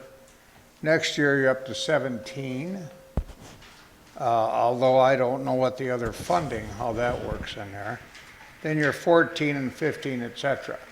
So are you suggesting that ARPA funds should be applied over the next 3-4 years from this $13 million bracket that we have available for these projects? Yeah, I think we should take a look at it at the time when it comes to bonding to smooth some of that out. Now, that doesn't mean just because that's what it says in 25 or 26 that that's what we're going to spend. So there's some projects we'll move to make sure that we're hitting that $10 million mark. Because I believe what Barrett said, Justin from Barrett said, if we stay at that 10 million, the rate doesn't go up or down. And that's what I want to keep. So yes, I want to hold some of that for some of these projects. If you notice in 2028, I believe in this, there's only $8 million of projects in that. Well, also what we don't see is the roof or the AC units or the HVAC units or the boilers from the jail or Parkview, which are going to be coming due at the same time. So we've got some navigation to do to make sure that we smooth that out. But if there is a time where we have to go over, yes, we could apply some of those Spirit funds to cover that. Does that answer your question? Yes, so then you're saying to the board and committing basically that we're going to keep our bonding at 10 million or less. I would like to keep it at 10 million, and we need to do a little further analysis on that. It's January 2nd today, right? So we were able to, the second day of hiring our management analyst. We haven't gotten one yet, but we will get one soon, and this is going to be somebody who really help us plan that financial future. I'm pleased to hear that because this last year, I think our bonding was 9 million, right? A little over 9, Yep. so we were kicking it up $1 million. Mhm. However, this facilities assessment issue really puts a different light on things. So I assume you're incorporating the needs that are being suggested to us in this bonding going forward. Because you're going to have 5-6 million a year just for roads. Correct. It doesn't leave a lot of a lot of room there. And when we talked with Bob, the state reimbursements are getting higher, so it's covering some of those inflationary costs. So we're comfortable with that $5 million in highway. I was concerned that we were going to start doing $7 or $8 million. We're going to start needing $7 or $8 million to keep up with the roads, but that doesn't seem to be the case yet, so that's good. Another thing I want to back up on is that bonding level. Make sure that we keep it around that 10 million. We had a couple years where we did dip below. Which kind of helped us get some of that paid down. But Mike, maybe you could explain a little bit why that 10 million, keeping it around there is best for our tax base better than I could. Well, it's really just to avoid wild fluctuations in the debt levy. Now, the debt levy is a part of our levy that is not subject to the levy cap. So the levy cap, we have very little ability to fluctuate. It fluctuates according to property values, assessed values. It, fluctuates according to other things in the way it's distributed, but the total amount fluctuates very little. But the debt levy, we can really see an actual increase across the board if we let that go up. And, if you let it go up a certain, a big amount and then down the next year, they won't remember where that came from when it goes up the year after. Causes more pain than is worth. So we really have as a goal, and I've had for a long time, to keep that debt levy rate as flat and even as we possibly can. So that's why we try to keep it to the 10 million. We could borrow more, but in the long run, that's more money on taxpayers, and then we end up having to pay it back, obviously, and it'll have a cumulative effect over a period of years. So you're trying to keep the debt levy mill rate level, which is about 53 cents, I believe, currently. I don't remember Somewhere that, in but area, that's yeah. the goal, is to That's keep about that right, level. yeah. yeah. Which is very good. I think it may have That's gone down very to 47 favorable. cents now that I think about it. So, I mean, that gives you a little more flexibility, I assume, with your 47.48. operational budget. And one other thing I want to point out with the facility condition assessment with the airport fire station. That was something that wasn't in our CIP plan until last year. We knew it could be an issue. Then the facility condition assessment said, this is one of the worst buildings that you have, and McKinstry recommended that this is a redo. We will look at a rebuild or to remodel, but they recommended a redo, which is why we push it forward. Also, why you'll see a space. There's a 1-year gap between us actually taking a look at the engineering to where there's the actual building. So you'll see that there's a year in between there for us to go after federal funding, for us to go after grants, because there are all kinds of money, and for us to take a look at soil contaminants. I mean, for years they used PFAS on this location, so I'm guessing there's some remediation we're going to have to do. So we have plenty of time to really go after a lot of money and figure out what's the best way to do this. So we wanted to make sure that there was that gap in there. But that is one thing that I don't think was bright on our radar a few years ago, that after the facility condition assessment said that this is an issue. Very good, thank you. Gabbert.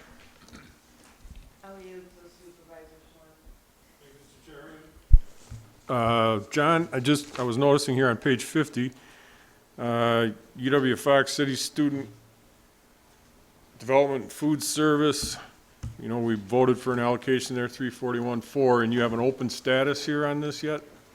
And I noticed in your capital improvement plan that that's completely dropped out of the plan even in 2028. Correct. So if you have an open status on, the engineering study, when would you plan on funding this? Now, I know the university has asked us to delay this until the rest of those projects are completed, but it seems like this has been quietly dropped off the CIP for the foreseeable future. And, I just thought I'd need to bring that up and get an answer. Well, I would disagree that it was quietly dropped. The UW system was pretty loud when they shut down 2 campuses. Yeah, but so it gave us all a lot of pause. I understand Yep. that, but, have you indefinitely postponed this then, or where are we at? with it? Absolutely. And both myself and Tom Nelson, the county executive out of Gamey, have asked for a meeting with the Board of Regents. We have not gotten that yet. We are finally sitting down and looking at our MOU, but there's a lot of things that need to be said about expansion. Until then, the only thing that I'm comfortable putting on our CIP is things that make sure that we're maintaining our asset, make sure that our roofs are good, our windows are good, the HVAC unit is working, because eventually, if it does go away, it's still our building. We need to make sure that it's. That's right, and that includes the kitchen, which is built in 1955, and, it needs an upgrade. Well, they need to prove to me that they're committed to that campus before I look at the kitchen. But you've dropped it off beyond 2028. Yep. Just pointing that out. I mean, Yep. it went from being an active project to gone. Yep. And I'll own that. And I don't think we're alone in that. I think Outagamie has made that pretty clear as well. All right, thank you. Supervisor Cox. Thank you, Mr. Chairman. Are you aware that we have probably a good deal of shared revenue coming from the state by the middle of this year or at some point in time? And that would be helpful, I would imagine, in raising revenue to handle a lot of these projects.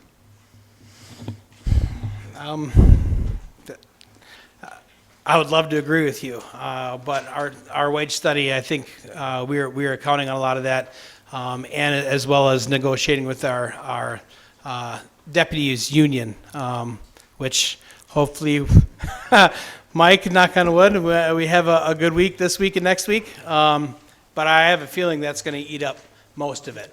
So we have budgeted that pretty well. But yes, we are aware of that.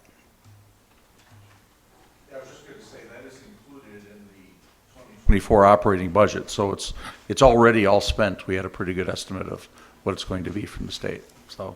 And we were pretty close to guessing what it was going to be. Yeah. Yeah. Well done. Vice Chairman Farry. Thank you, Mr. Chairman. I forgot to, I want to thank, I assume it was Paul, that gave us this document called the Capital Project Status Report. One of the first times I've actually seen this, so I really appreciate that. That is very well done. Thank you.